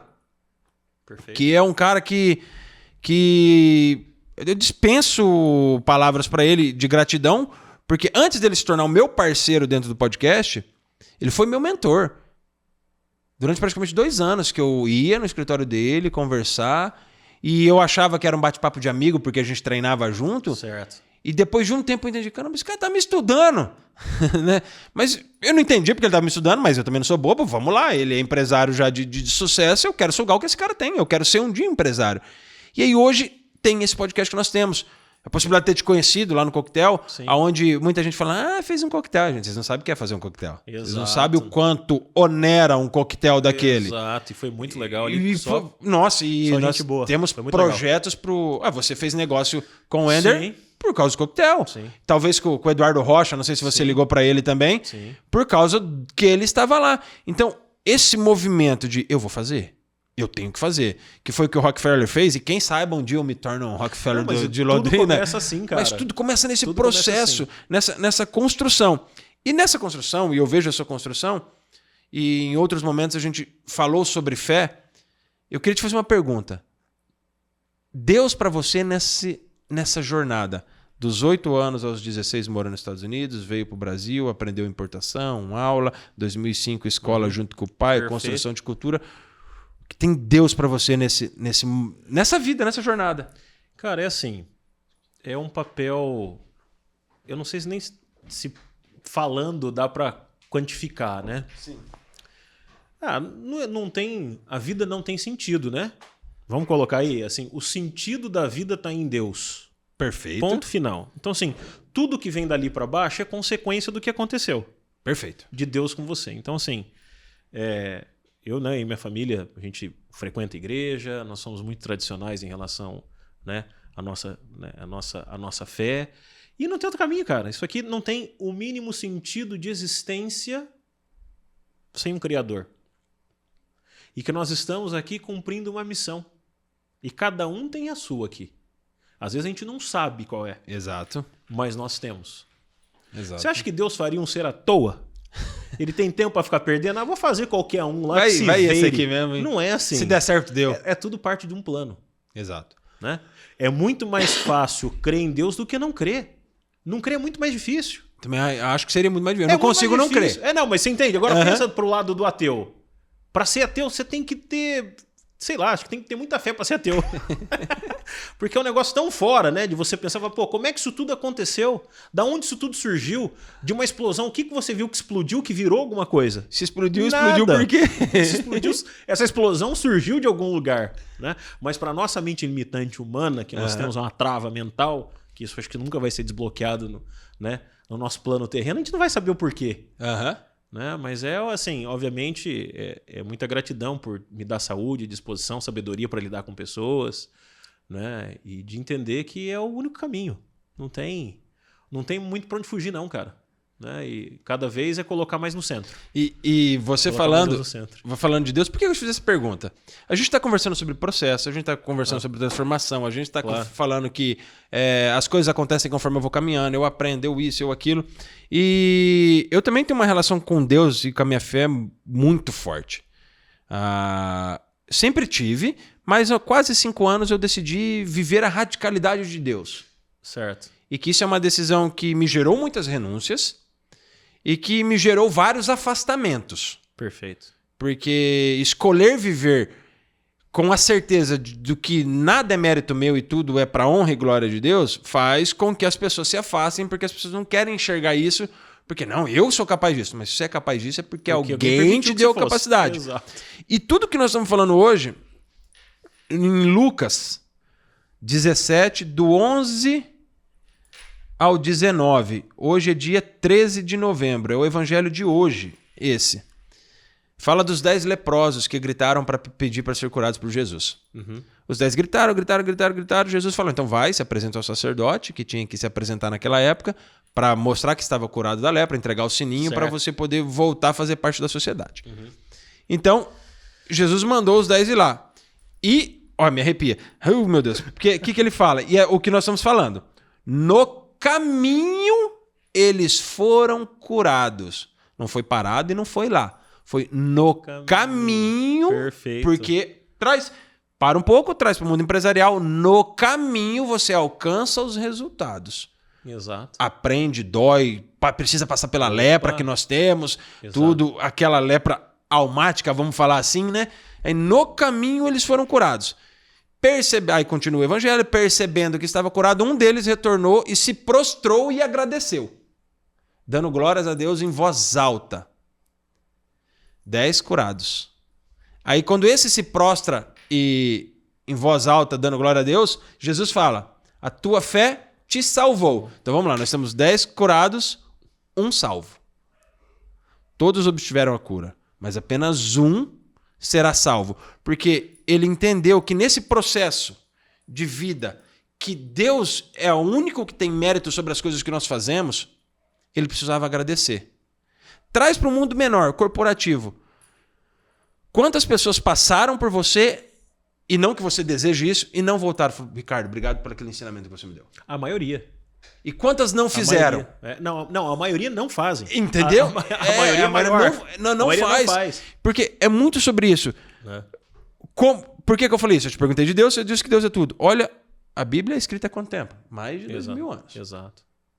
Então, se você pega isso, há mais de 2000 anos, estão nos ensinando que o processo é o que cura. E que a gratidão é o que salva. Perfeito. Porque eu posso ter resultados, mas se eu não exercer isso aqui, provavelmente falta uma peça do Lego, né? Perfeito. Uma peça do Lego que vai encaixar e vai fazer com que eu seja uma pessoa melhor. Por isso que às vezes, eu falo e eu concordo muito com o que você falou, eu vou fazer. Se você quer ou não quer estar do meu lado, eu vou fazer. Exato. Porque quem me guia não precisa de você. Exato. Ele quer você. Mas a escolha é sua de estar com ele. Então, por isso que hoje gerou alguns afastamentos na minha vida por incompatibilidade de propósito. Tudo que eu vou fazer é para servir. Você quer dinheiro e eu quero dinheiro. Ponto. Não podemos negar isso, porque, como a gente falou, é o que faz prover, gerar, criar. Sim. E quanto mais eu puder ter, mais eu consigo doar e ajudar as pessoas. Mas hoje, se o propósito da pessoa não está de encontro com o meu de servir... E a gente tem muito dentro desse propósito na Richards. A gente nunca colocou financeiro na frente. Perfeito. A gente sempre colocou, vamos fazer, vamos entregar. E o financeiro sempre foi uma consequência do trabalho. Né? Porque assim, qual que é a nossa maior gratidão? A nossa maior satisfação aqui é ver a transformação que a gente tem na vida das pessoas. Né? E entender que o que a gente faz realmente tem um propósito. Uhum. Né? Então isso para nós é um ponto muito importante e o financeiro sempre foi uma consequência. Né, Aí eu vou te fazer entrega. uma pergunta. Você falou do propósito na Richard. O que você vende na Richard? Qualidade de vida corporativa. Já sabe. Qualidade de vida, cara. Porque... Não, mas no final é isso, cara. Porque Exato. assim, o que o cara ele entra com a expectativa ali na Richards? Ele não quer fazer o processo. Ele tá pensando no resultado final. Uhum. A gente vai propor o processo para ele. Ele quer que eu vire uma chave, ele sai falando inglês. Exatamente. Fala inglês. Cobra quando você quer. Vira uma chave e deixa eu falando. Mas, pô, isso não vai acontecer. Eu não vou enfiar um chip na cabeça de alguém e fazer a pessoa se tornar fluente. Mas a gente sabe a qualidade de vida que a pessoa tem depois que ela atinge o nível de fluência. A vida dela se transforma. Pessoalmente, profissionalmente, ainda mais. Porque aí está linkado aos seus ganhos e a sua performance corporativa vai melhorar. Exatamente. As suas conquistas vão melhorar, né? O seu nível de qualidade mesmo ali do dia a dia do trabalho vai melhorar bastante. As oportunidades que você vai ter, poucas pessoas terão. Né? Porque hoje se falar inglês não é mais diferencial. É assim, ninguém fala. A gente faz pelo menos uns 20... A gente faz pelo menos umas 20... assim, ninguém fala. Mas todo mundo fala, né? Mas hoje inglês não é mais diferencial. Não. Hoje, ainda 4% da população 4% fala. só fala. Né? A gente faz processo seletivo para algumas empresas que a gente atende, né? A gente faz pelo menos umas 20 entrevistas por semana lá na Richards. Nossa. Né? Cara, a gente vê sempre o mesmo padrão. Da galera que vai bem no papel e não consegue entregar comunicação. Né? De pessoas que vêm com carreiras estagnadas e sofrendo, cara. Uhum. Sofrendo na pele. Falei, Ricardo, eu acabei de perder uma oportunidade aqui de ganhar o dobro porque eu não falo inglês. Ou ganhar em dólar. Ou ganhar em dólar. Ou fazer qualquer outra coisa, de mudar para o exterior, para uma promoção que eu teria possibilidade de ir e não fui. Então tem muito disso rolando o tempo inteiro. Então, assim, é trazer qualidade. É entender, falar, agora você tem uma ferramenta na tua mão aqui, que a chave agora do sucesso da tua carreira está na tua mão, não está na mão da tua empresa mais. Você me lembrou da história do irmão do amigo meu. O irmão do amigo meu é agrônomo, trabalha no Texas. Né? Ele foi pro Texas em um tempo, e aí, por causa da esposa, noiva na época, falou, não tô gostando daqui, não sei o que e tal, não sei o que. Vambora, pede pra voltar pra empresa, ver se a empresa aceita você, né? Porque às vezes você quer sair daqui, a empresa te chuta, né? Sim. Aí ele conversou com a empresa, explicou que era questão familiar e tal. A empresa, não, volta pro Brasil, na área, no mesmo cargo que você tá, mas no Brasil não ganha a mesma coisa, mas volta pro Brasil, só que essa oportunidade sua acabou. Era a sua oportunidade de estar no Texas. Ele voltou e veio o cara trabalhar no lugar dele. Continuou na empresa, trabalha. O cara de lá decidiu sair da empresa. E saiu da empresa. Por falta de pessoas, foram nele de volta. E aí, vai falar que o inglês não é o essencial, foram no cara que eles falaram que não levariam mais pro Texas. Sim, por falta de mão de obra. Por falta de mão de obra. Falou, putz, falamos que não, mas nós temos eles, já trabalhou, o outro ainda vai precisar aprender a falar inglês, aprender fluência. Vamos pegar aquele e joga ele lá de novo. Só que aí, pelo que o colega meu me contou, falou, vai, se decidir sair, tá fora. Agora tá lá, aí o irmão dele brinca, né? O irmão dele vai uma vez por ano lá. Olha o carro que o meu irmão tá, não existe no Brasil. E ele nem ganha tão bem pra ter um carro desse. Eu falei, outra realidade, né? Teu irmão tá ganhando pra viver lá. E pensando todo esse bate-papo nosso, Ricardo, nós temos um quadro aqui que é o Frases que Inspiram. Beleza. Frases que inspiram. O que a gente gosta? Às vezes a frase pode ser a frase mais simples, mas de alguma forma ela te inspirou. Ou às vezes é uma frase complexa que você precisa falar a frase e explicar pra pessoa que a pessoa tem dificuldade de entender. Mas por que frases que inspiram? Nós brasileiros, ou nós seres humanos, volta e meia procuramos frase inspiradora de fulano de tal na internet porque nós queremos usar numa postagem do Instagram. Certo. Ou queremos falar para alguém, ou queremos usar aquilo como base de uma palestra ou de um bate-papo.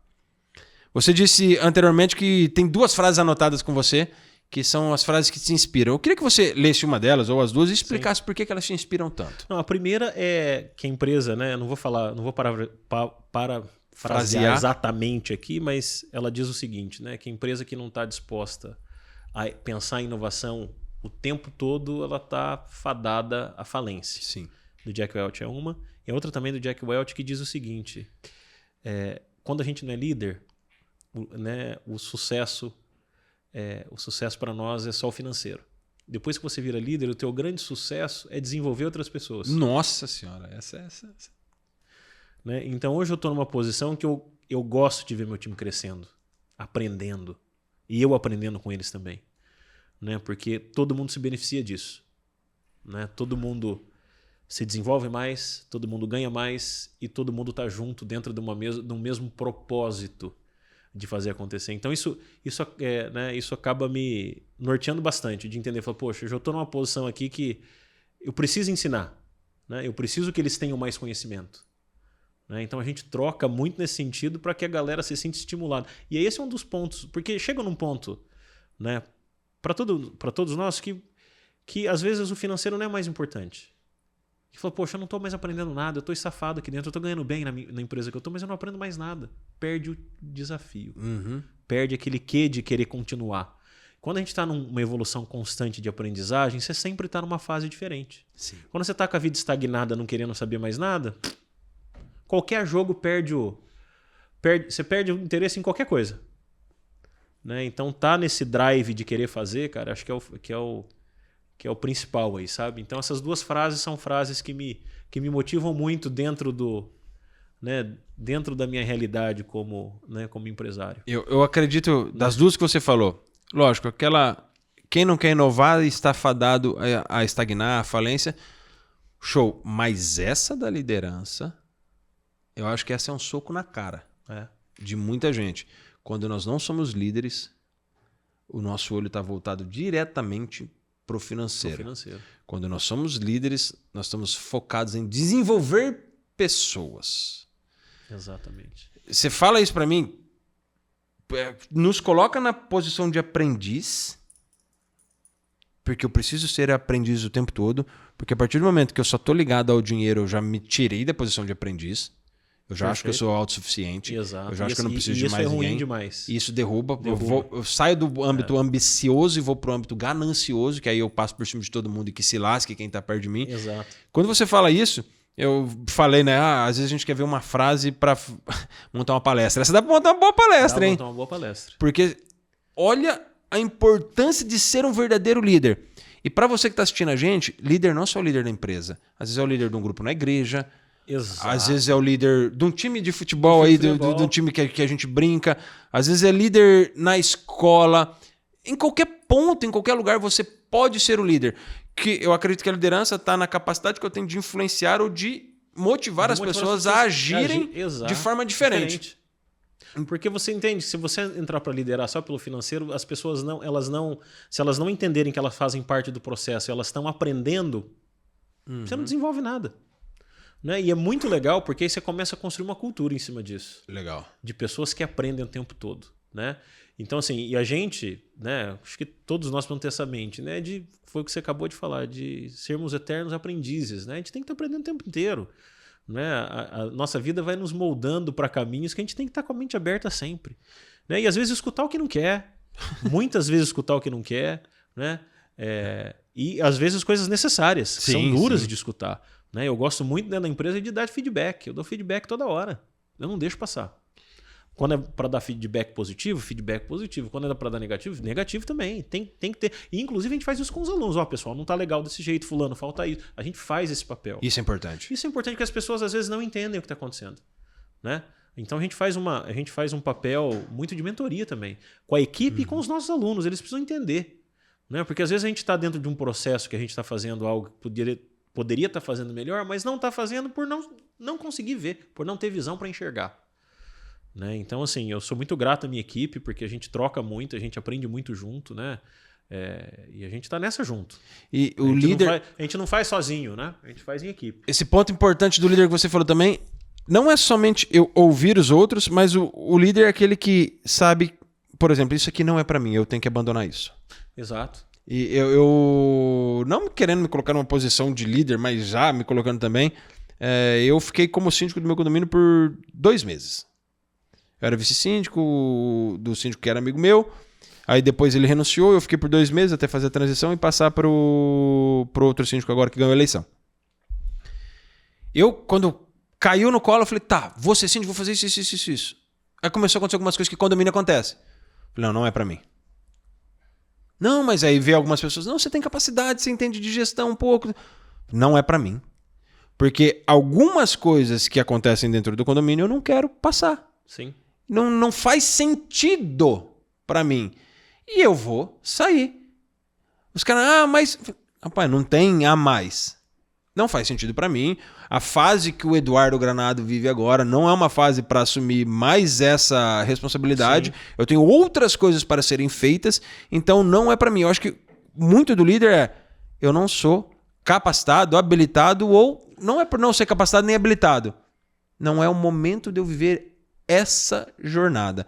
Eu estou em outra jornada que se eu viver isso aqui vai entrar em conflito. E outra coisa, né? O que é interessante, a gente tem que entender que cada indivíduo é um líder, né? Da sua própria vida. Né? Você escolhe o que fazer com ela e você vai liderar a tua vida e vai avançar do jeito que achar que deve. Então, assim, independente de estar numa posição de liderança ou não, a gente tem que ter controle sobre as nossas atitudes e ações.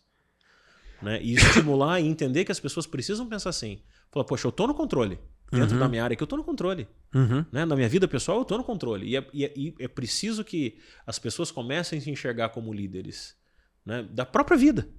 Para que você tome as atitudes corretas, mesmo que às vezes não sejam as melhores atitudes. Mas que necessitem ser feitas. O que eu vejo muitos CEOs fazendo, cara? Eles tomam decisões pesadas que o mercado não gosta ou que os colaboradores não gostam, mas que são necessárias serem feitas pro desenvolvimento do próprio funcionário, às vezes. Né? Eu costumo, quando eu posso, dar um feedback de saída de um funcionário. Falar, cara, eu tô te desligando por esse motivo aqui. Assim, assado. Você tem esses pontos de melhoria. Isso aqui, para mim, agora não consigo. Nós não conseguimos continuar juntos por isso. Isso é importantíssimo. Porque é interessante que a pessoa entenda o motivo. Porque essa é uma pessoa que ela não vai melhorar nunca. Se você não expor para ela... O problema. E é o que geralmente o mercado faz, não expõe. Né? As empresas não expõem. Te dão uma segunda, uma terceira fala que não é a realidade, obviamente, por uma questão de proteção, de leis trabalhistas, né? E tal, para não se indispor com o funcionário. Mas eu tomo esse cuidado quando eu tenho oportunidade de falar, olha, aconteceu isso, né? Eu vejo que você tem pontos positivos assim assado, mas pro momento que a gente está vivendo dentro do teu perfil, nós não temos esse tempo para estar com você com o perfil que você está entregando para gente. Né? Então é interessante pensar continuando assim. Na liderança, e depois a gente indo pro nosso final, já nós estamos quase 2 horas aqui batendo papo. Legal. Tempo voa. Demais. Rapidão. Porque quando a gente fala em líder, todo mundo pensa que líder é líder de equipe, né? Que é só uma equipe.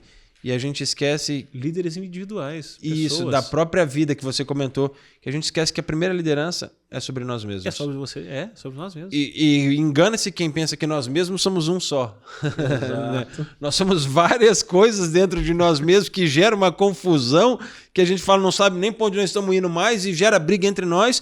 Porque fala você que está assistindo a gente aí. Quantas vezes você brigou com você mesmo? Na sua cabeça? Ah, nunca? Mentira, reflete aí, reflete. Quantas vezes você... Verdade. Não, Ricardo. Aí entra um outro terceiro Ricardo. Faz uma coisa. Né? Você entra naquela confusão maluca e não consegue liderar nem os seus pensamentos. Então, quando a gente pensa em liderança, por todas essas decisões que a gente falou, cara, eu consigo me liderar? Eu acho que esse é o primeiro ponto. Eu consigo me controlar emocionalmente? Exatamente. Eu consigo me expressar de forma assertiva sem ofender? Exatamente. Eu consigo atingir uma taxa de produtividade satisfatória? Não é para a empresa, não. Para mim. Porque se você não se enxerga fazendo isso, como é que você vai fazer isso num terceiro? Exato. Como é que você espera que um terceiro faça? Né? E eu gosto de trazer isso muito para dentro da empresa. Assim, eu faço a gestão de como eu me comporto para passar um reflexo para eles do que eu faço. Eu também estou fazendo com eles. Sim. Tá difícil para você? Para mim, aqui do meu lado também tá. Mesmo tanto que você está trabalhando, ou mais, eu estou fazendo mais do que você. Exatamente. A gente precisa mostrar que a gente faz parte do processo com todo mundo. Então, assim, eu acho que o melhor foi o que eu te falei lá no começo, né, das emoções. Eu prefiro muito mais demonstrar do que falar. Porque o discurso ele é sempre muito bonito.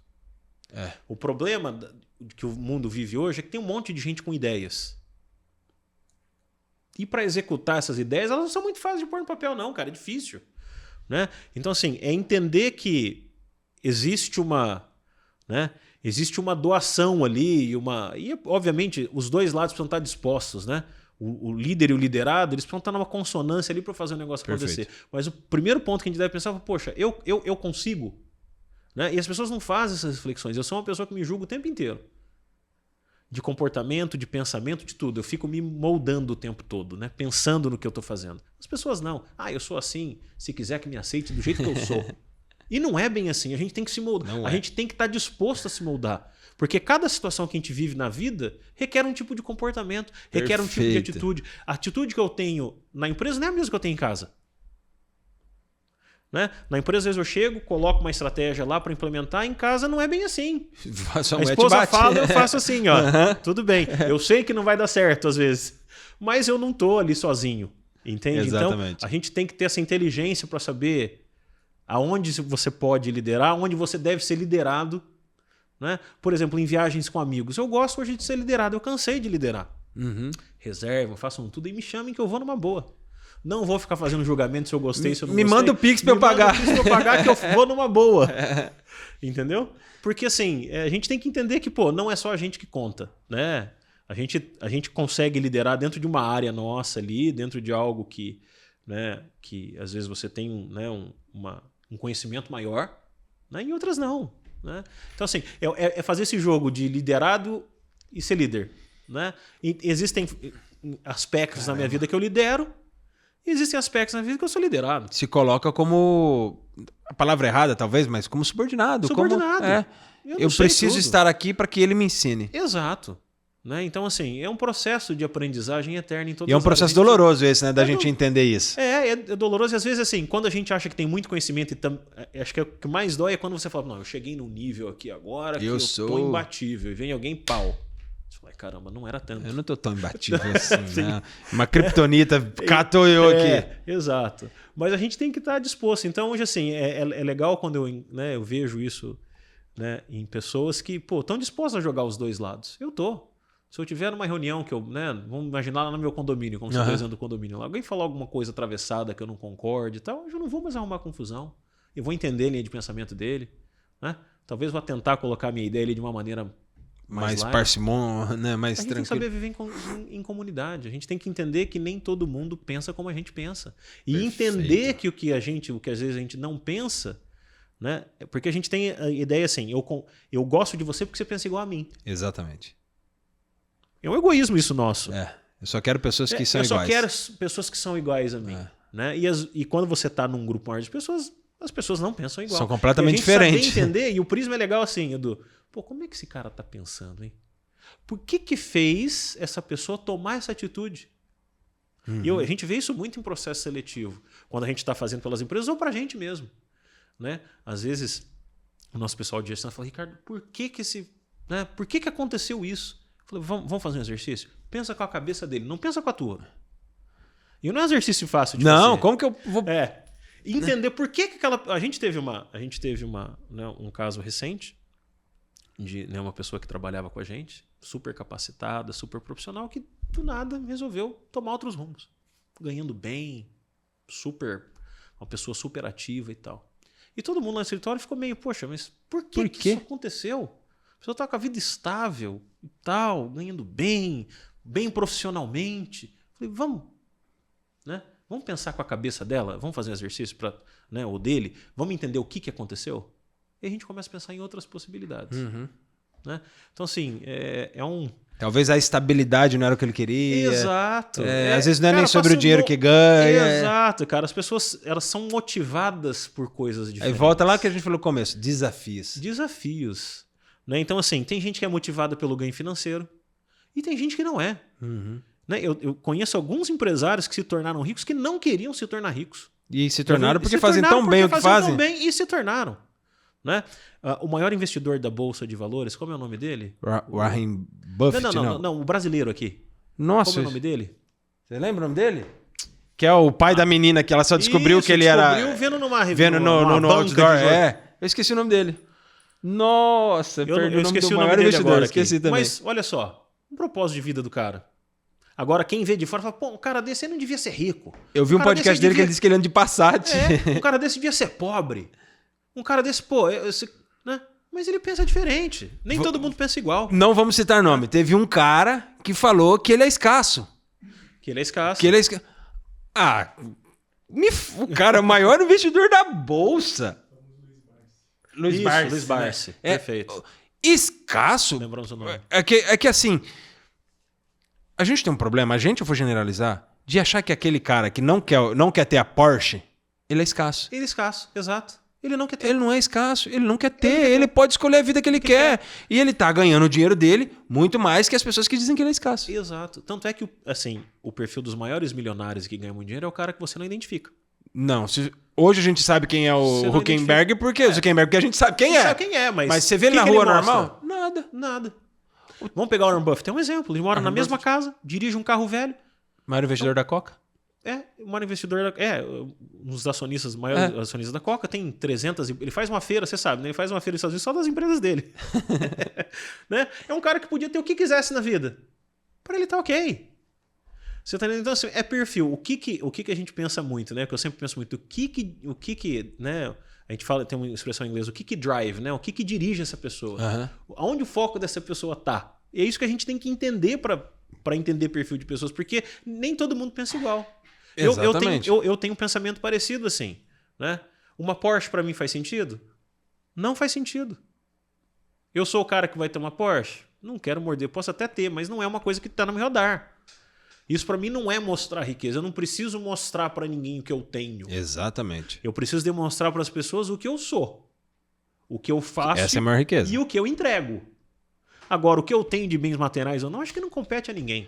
Porque eu acho... não vejo muito sentido nisso. Tem pessoas que veem, mas assim, é uma questão de como é que você enxerga. Porque é uma questão muito pessoal. Às vezes se você é um cara fissurado por carro, beleza. Você quer ter uma Perfeito, Porsche? Ótimo. Porque eu acho que quando a gente pensando em Porsche... errado com isso. Vamos falar na Porsche Cayenne hoje, que eu acho que de Porsche SUV é a que mais está no radar de todo mundo. A Zera custa 1.200.000, 1 milhão e pouco. Ela passa ela deixa de ser o carro necessário e ela passa a ser um luxo. Minha visão. Vão falar que eu sou escasso. Vão falar que eu sou escasso. Vai cagar. Né? Eu teria vontade de ter, com toda certeza. Eu já dirigi uma e achei aquele negócio, um monstro. Que negócio maravilhoso. Mas um carro de 500 mil, vamos colocar aí, ele me oferece talvez a mesma coisa do que a própria Porsche. Mas não é uma Porsche. Tá bom, não é uma Porsche, mas quando a gente pensa em Porsche, a gente pensa no que a Porsche te oferece, não só de segurança. É uma Porsche. Mas o que Tira eu uma acho que, foto lá de uma Porsche e tira a foto da Mitsubishi. Mas eu acho que a questão é mais pelos outros do que pela gente. Perfeito, perfeito. Você entende? O cara que tem uma Porsche, ok, ele tem a questão, vamos colocar a galera que gosta de carro e tal, mas ele quer uma visibilidade, de mostrar que ele, né, que ele tem um nível... Sou apaixonado por carro.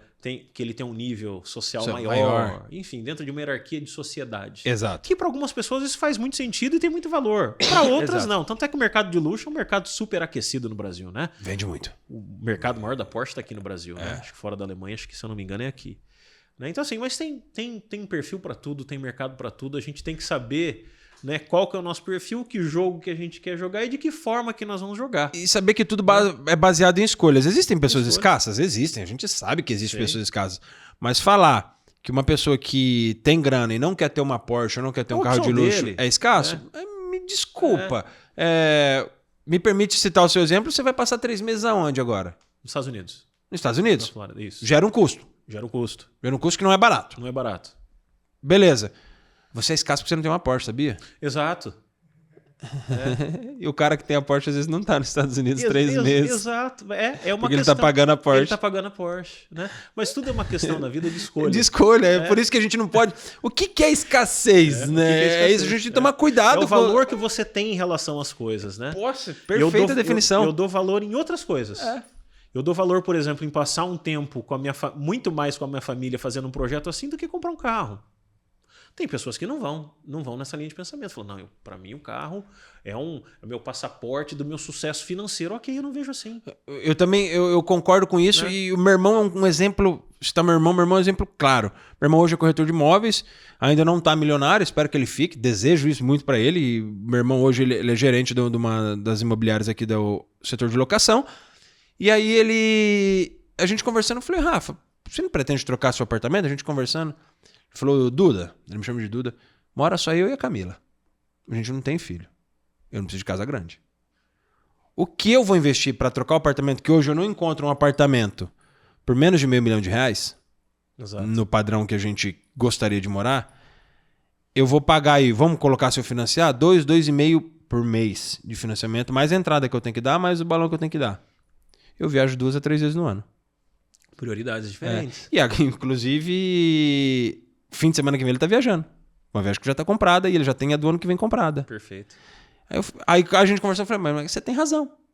Você não pretende trocar o carro por um carro melhor? Eu não preciso. Exato. Eu não preciso.